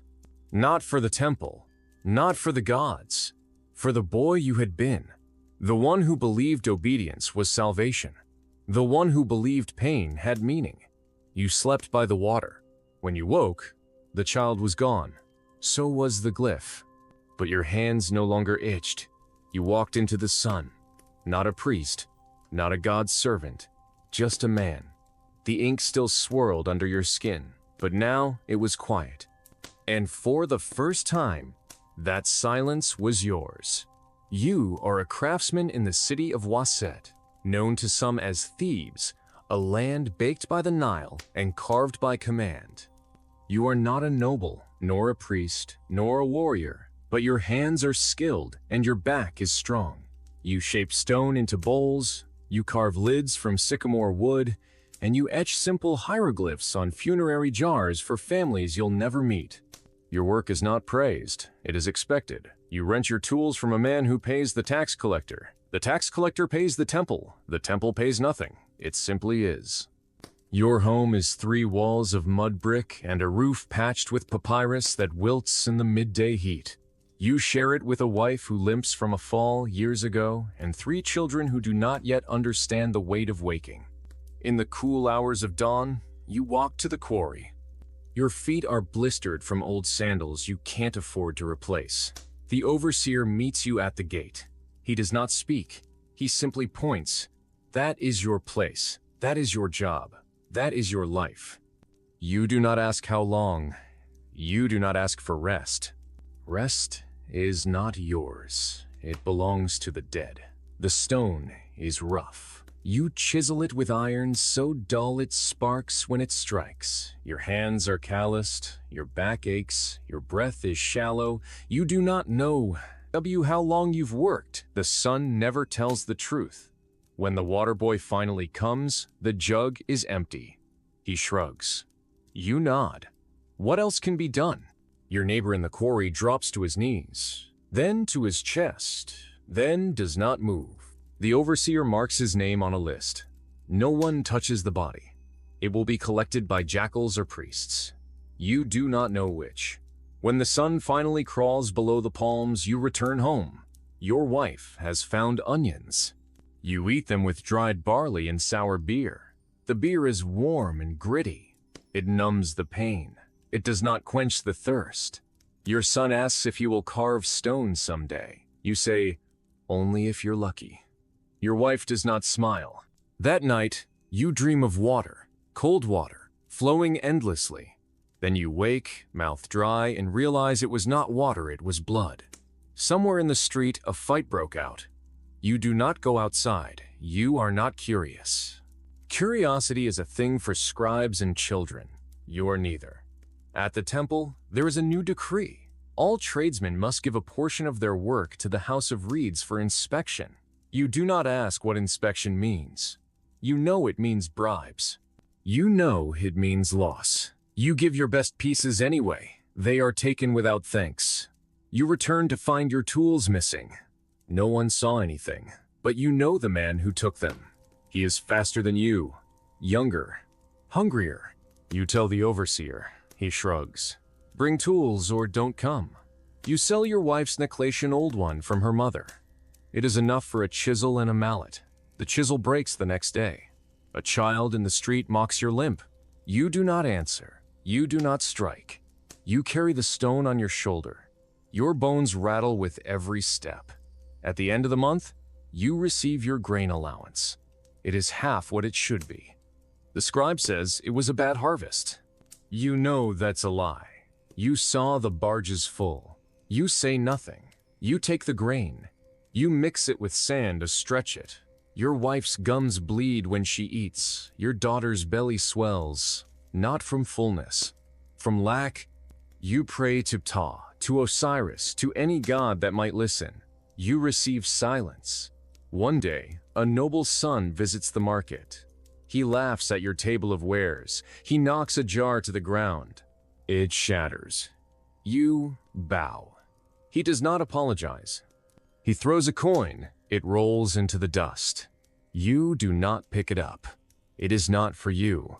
That night, your wife asks if you regret your life. You say, no. She knows you lie. You both sleep anyway. The temple bell tolls once. Then again, the moon is red. A scribe has been executed for theft. The body is left hanging by the granary. No one speaks of it. You walk faster when you pass it. Your daughter asks where he went. You say, to judgment. You do not say whose. The years pass. Your hands stiffen. Your eyes blur. The chisels grow heavier. One day, your son does not come home. You find him in the alley, bruised. He tried to steal bread. You beat him. Not for stealing, for failing. You cry afterward. Not for guilt, for helplessness. The overseer dies. His son takes over. He is crueler, younger, untouchable. You consider leaving the city, going south, finding work on a boat. But your legs betray you. Your wife can no longer walk. Your daughter bleeds for weeks and does not stop. You bury her in the sand outside the walls. No priest attends. You say her name 3 times. You do not build a marker. You cannot afford the wood. At the end of your life, you sit in your doorway, watching children chase flies with reeds. One throws a stone at a passing dog. You tell him to stop. He spits and runs. You sigh. The wind smells of river rot. The temple is larger now, taller. You remember when it was small. You remember when your name still meant something. Your son returns. Older, silent. He carries a papyrus roll. He cannot read it, but he holds it like a weapon. UD before sunrise. Not in bed, not in peace. In your chair, with your eyes open, a neighbor finds you, closes your lids, tells no one. You are buried in a shallow grave. No charm, no offering, no stone, just earth. The Nile rises the next day and takes half the street, but not your memory. That, like the stone you carved, fades slower. But it fades. You are the wife of a merchant. You do not carry stone, you do not carve tombs, you do not row the Nile. But you carry weight, though no one sees it. Your husband trades papyrus and cedar from the Levant. He smells of resin and wine. He comes home late. He speaks to you only when necessary. He never raises his hand, and yet you know fear. You live in a house with 5 rooms, and still you are a prisoner of corners. Your tasks begin before the sun opens its eyes. You grind barley, knead dough, mix clay for jars. You manage the accounts. You teach your daughters to obey, to lower their eyes, to never raise their voice unless singing praise to the gods. Your son does not learn from you. He learns from a tutor who charges double and speaks with spit in. His teeth. You listen through the wall as he teaches the numbers of debt and the names of kings. Your son repeats them with pride, but he forgets your name when guests come. When your first daughter bleeds, you do not tell your husband. You take her to the temple of Hathor. You place a coin on the altar and light a fig branch. The priestess looks her over like livestock. She nods. She is ready. Ready for what? You do not ask. You already know. The next month, a man visits your home. He is old. He wears gold on his wrists and filth in his smile. He does not look at your daughter when he asks for her hand. He speaks to your husband, who agrees without turning to you. You smile, you nod. You press your nails into your palms until you bleed. The wedding is loud. There is honey and lyre music. No one hears your daughter crying in the room behind the linen screen. You stand beside it. You hold her sandals. You are not allowed to enter. Your younger daughter asks why. You say nothing. That night, your husband brings a scroll from the Palestinu rules about inheritance. Everything must go through the eldest son. You ask what that means for your daughters. He says, "They are not sons." And he returns to his wine. When the tax collector comes, you offer sweet beer. He declines. He demands more than you have. You fetch your jewelry box gifts from your wedding, your mother's copper ring, a hairpin carved with ibis wings. He takes it all. You bow, he leaves.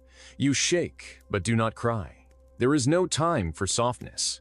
In the market, the bakers mock a girl with one eye. You give her a date.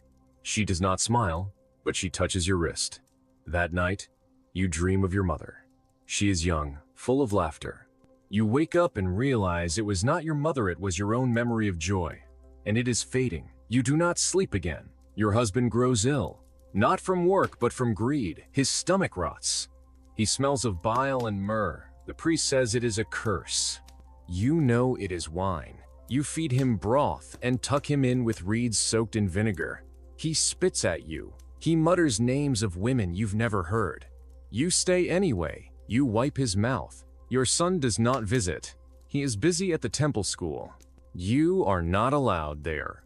Your daughter writes letters you are not allowed to read. The priestess visits again. This time, she tells you your womb is spoiled. You are no longer sacred. You laugh. You never were. You cut your hair. Your husband asks if you're mourning. You say yes. He does not ask for whom. The wall in your home cracks. No one repairs it. The house sags. The linen frays. The silence thickens. When your husband dies, no one wails. You pay a mourner with the last silver you have. She does not cry loud enough. The burial is brief. The priest forgets his name halfway through the prayer. You finish it for him. You bury him with his rings. You keep the belt. It is the only leather you own. Your son returns to claim the house. He brings a scribe. You are told to leave. There is no deed in your name. There never was. You sleep in the back room for one more night. In the morning, your things are outside. A goat has chewed through your only shawl. You walk to the home of your eldest daughter. Her husband does not want you. She looks away. You sit on the threshold until nightfall. She leaves you a jar of lentils. You eat one handful. You bury the rest. You do not beg. You do not speak. You walk to the river. The moon is full. The frogs sing. The stars do not blink. You watch the boats pass barges with sycamore, with wine, with bodies. One stops. A man offers you work as a washer. You nod. Your hands are no longer soft. They are perfect for scrubbing sin from linen. You sleep on the boat. You dream of fig trees in silence. You do not speak again. You do not remember your husband's name. You do not miss it. When the scribe dies, they ask if you will take his place. You laugh for the first time in 20 years. You shake your head. No more names. You whisper. And you return to your washing. You are a poor man, born beneath the shadow of Memphis. You have calluses on your hands before you have a name. Your father is a fisherman who never catches enough. Your mother scrubs floors in houses she will never own. You grow tall but thin. Your ribs outpace your muscles. Your dreams are larger than your plate. You want to learn, but papyrus is for the sons of priests and scribes. So you steal pages. At night, under broken pottery, you trace letters with ash and spit. You whisper the names of gods with reverence and hunger. You know more about Thoth than your village priest, but no one asks. One day, you see a royal procession. Horses, banners, gold. The prince is younger than you. He wears a robe that could feed your family for a year. He does not look at you.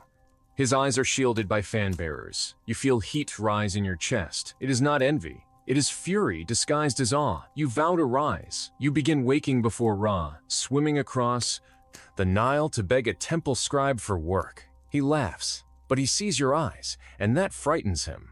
He offers you tasks lifting stone, cleaning ink spills, sharpening reeds. You accept without words.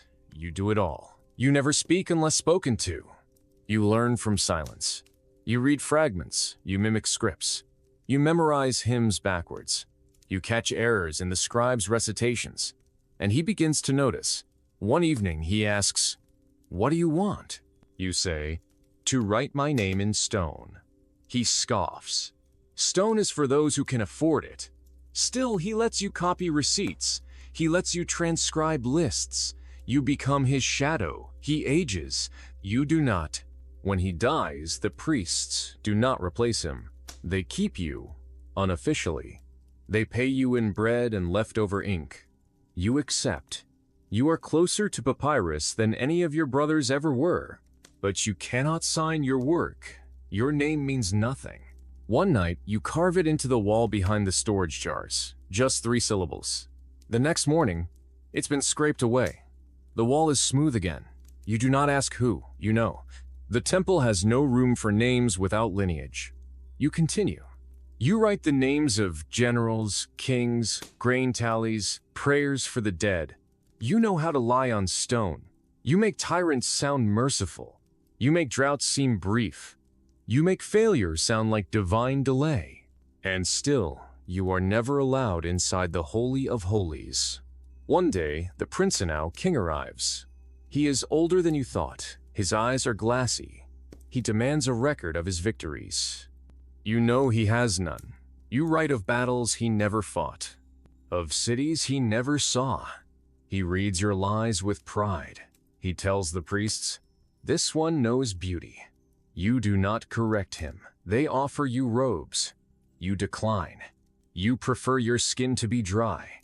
You are paid, finally. You buy sandals. You buy fish for your mother. You visit your father's grave. You whisper his name. That night, your home is broken into. Your coins are stolen. Your fish is spoiled. Your sandals are slashed. You return to the temple. The high priest shrugs. Nothing stays yours for long in this life. You nod. You return to the wall. You begin again. Your hands no longer tremble when they lie. You carve a queen into eternity, though she has never given birth. You erase a drought from record. You write rain into decades of dust. One day your hand seizes. You drop the chisel. Your joints do not answer you. You are told to rest. Another boyon with softer hands takes your place. He has a name. He has family. He thanks you, but not deeply. You sit outside the temple. The guards no longer nod. The scribes pass you like a rock. Your neighbors forget you ever held a reed. You walk the Nile one last time. You find a stone and scratch your name upon it, not on temple walls, not in ink, but in mud. It will wash away by morning. Still, it is yours. For one night, you sleep beside it. The stars do not call your name, but you whisper it anyway. And for the first time, it sounds like peace.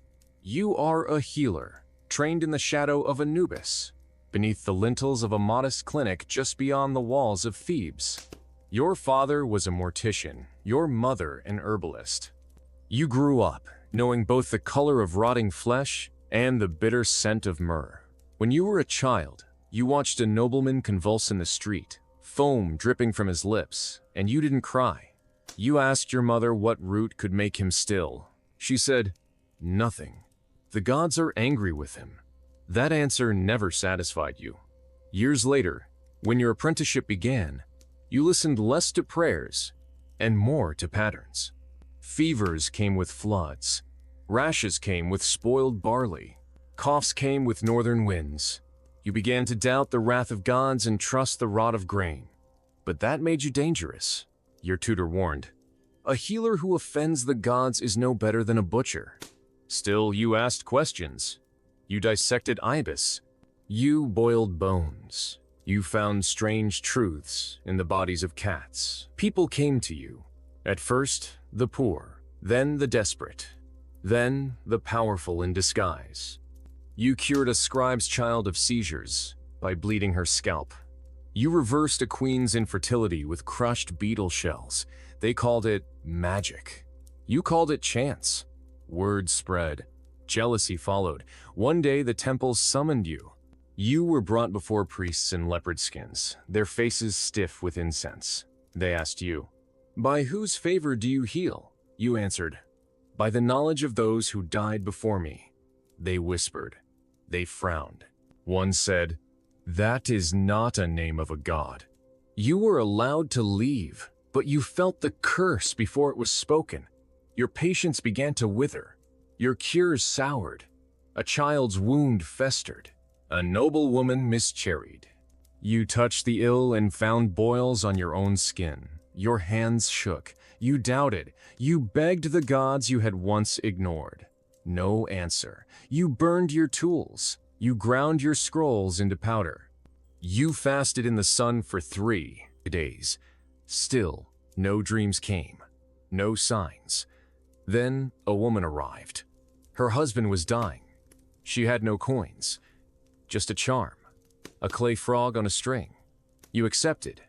You entered the house. The man's breath was shallow. You saw pus in his throat. You crushed salt and mint. You pressed hot copper to his feet. By dawn, he was speaking, not clearly but living. The woman wept. She left the charm at your door. The next morning, a scorpion crawled across your pillow. You did not kill it. You watched it disappear. That day, your hands stopped trembling.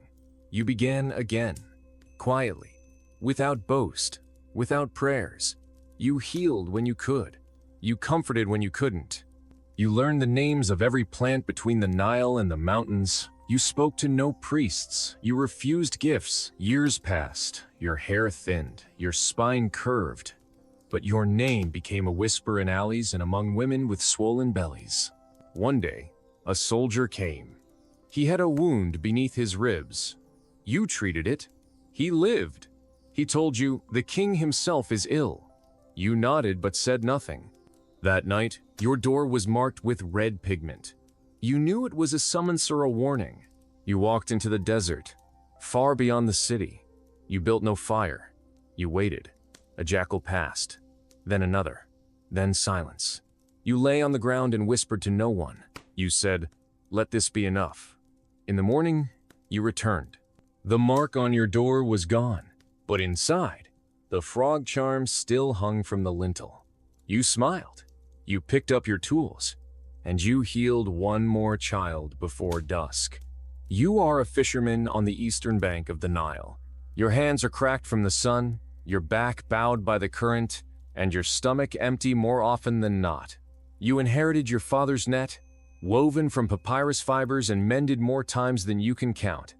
Each morning before Ra's eye crests the horizon, you wade into the river. The mud sucks your ankles down like jealous fingers. You cast your net. Sometimes it brings nothing, sometimes reeds. Once, a dead goat. You curse under your breath but never aloud. The river listens, and the river punishes. You know a man who spat into the current and lost his boat the next day, found split in two as if bitten by Sobek himself. There are rules here, even if you never read them. You speak to no one before the catch. You never whistle on the water. You tie a string of blue beads to your oar. Your wife made them. She's thin now, like you. The flood last season was cruel. The waters swallowed your garden, drowned the hens. You buried your youngest in wet sand. She hadn't learned to walk. Still, you fish, because there is nothing else. Because if you return with empty hands again, the old woman next door will not lend you grain. Her eyes are too sharp and her hands too tight. You wonder what the priests eat in their temples, if they ever feel hunger gnawing at the spine like mice in a granary. One day, your net snags something heavy. You pull and pull. It fights you. Your muscles strain, your palms blister. When it breaches the water, it is not a fish, it is a statue. A carved ibis, green with age, its eyes gone. You stare. Then, with trembling hands, you drop it back. The river does not want to be robbed. That night, your dreams are wet and loud. You see your daughter again. She is walking on the water, smiling. You wake with blood in your mouth. The next day, you fish with silence in your bones. You bait the net with prayer. This time, you catch enough for 3 households. But when you return, your wife is gone. No footprints, no struggle, just her beads hanging from the doorway. You sit for hours. A fly lands on your cheek.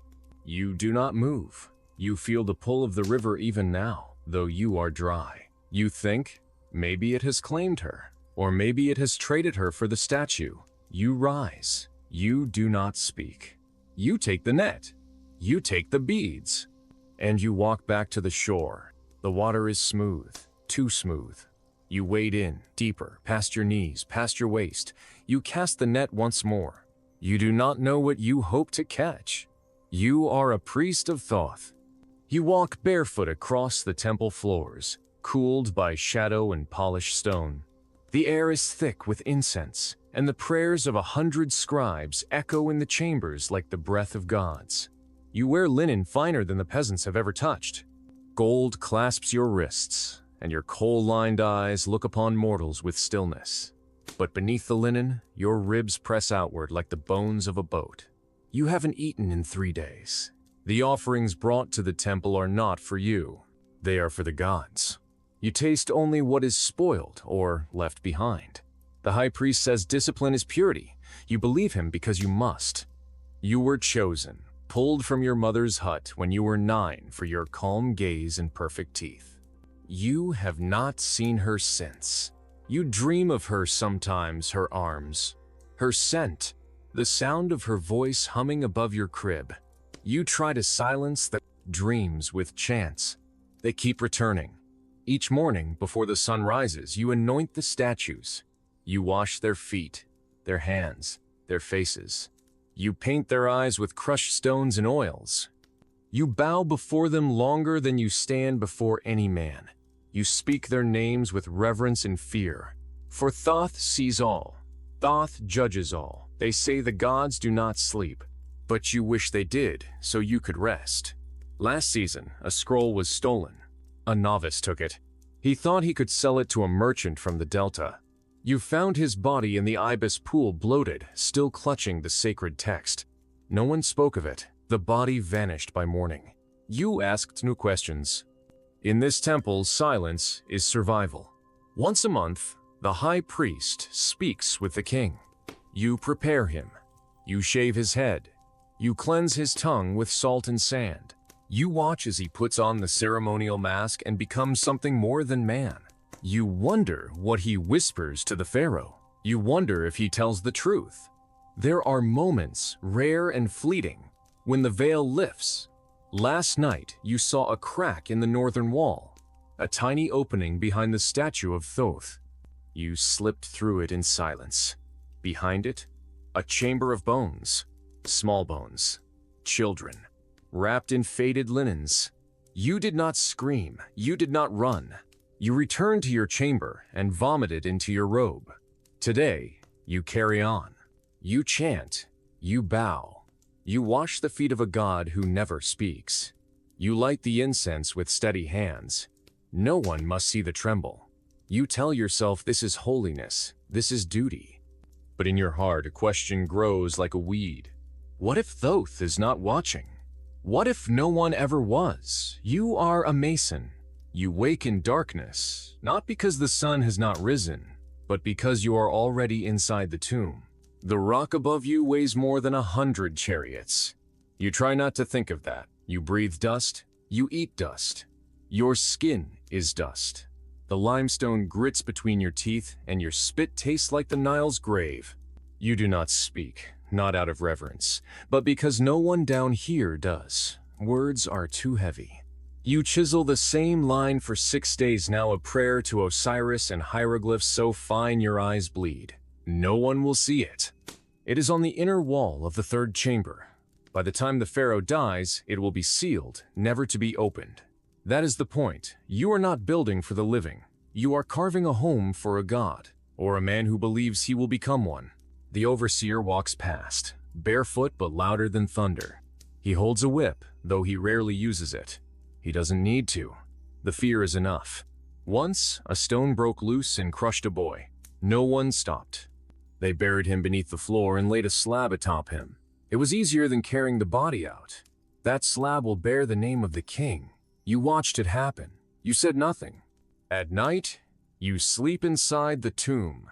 You have not seen the sky in weeks. You forget the color of it.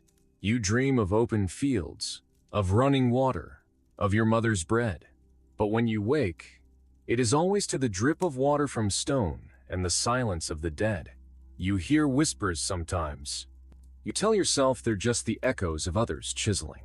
But some nights, the whispers come from the sealed rooms, and they say your name. You try not to listen. You know what happens to men who listen. They stop working. They vanish. You do not ask where they go. One day, you find a beetle crawling across the wall. You stare at it like a miracle. Life. Here. You let it crawl onto your hand. It doesn't resist. You want to keep it, but you crush it by accident when the overseer calls. You weep silently, then go back to the wall. You chisel and chisel and chisel. You wonder if, when you die, the tomb will open again. You wonder if anyone will read your words. You wonder if, deep below the ground, the pharaoh is already waiting, mouth open, arms folded, smiling. You are not allowed to blink too often. Not in front of the statue.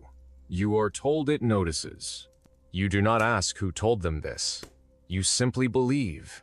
Everyone in this temple believes things that would make others tear out their hair.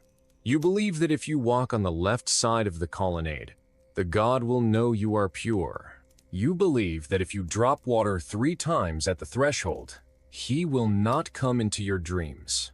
You believe that if you speak his name, the real one, the hidden one, not the one the scrolls print, you will die that night, slowly. You saw a man try. He bled from his eyes. The high priest said it was a lesson. You believed him. Your work is silence. You clean the stone floor with linen soaked in oil of lotus. You are forbidden to look into the inner sanctum unless summoned.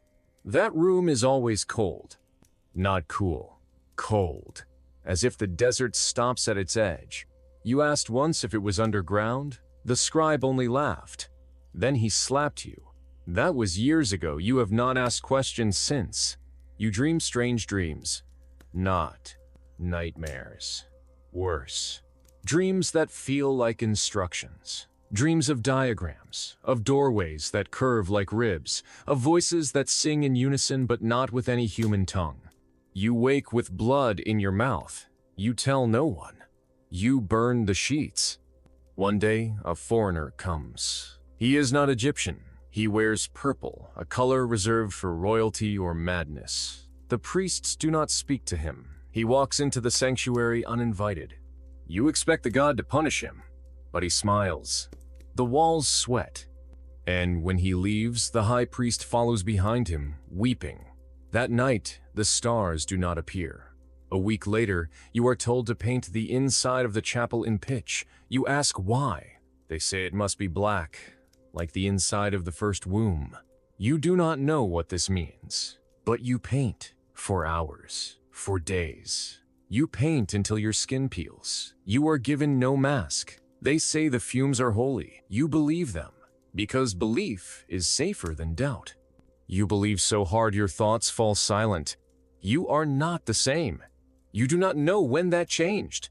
One day, you see your reflection in the water bowl. You do not recognize it. The face is yours, but the eyes are darker. They blink at a different rhythm. And when you look away, you hear a voice whisper, "Now you see." You drop the bowl. It shatters. No one looks. No one helps.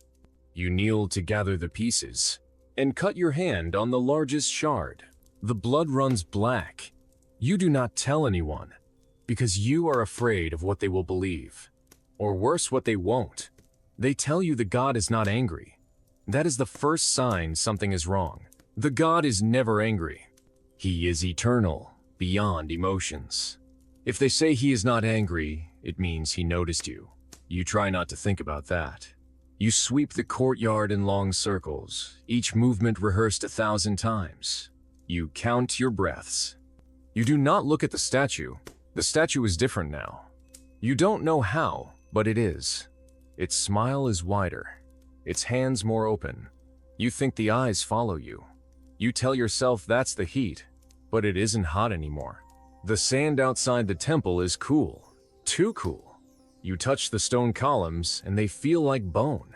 One day, you are told to accompany the high priest. No one else is summoned, just you. You walk through corridors you've never seen, where the walls pulse with something almost alive. You descend. You keep descending. The air becomes thicker, not heavy thick, like liquid silk brushing your skin.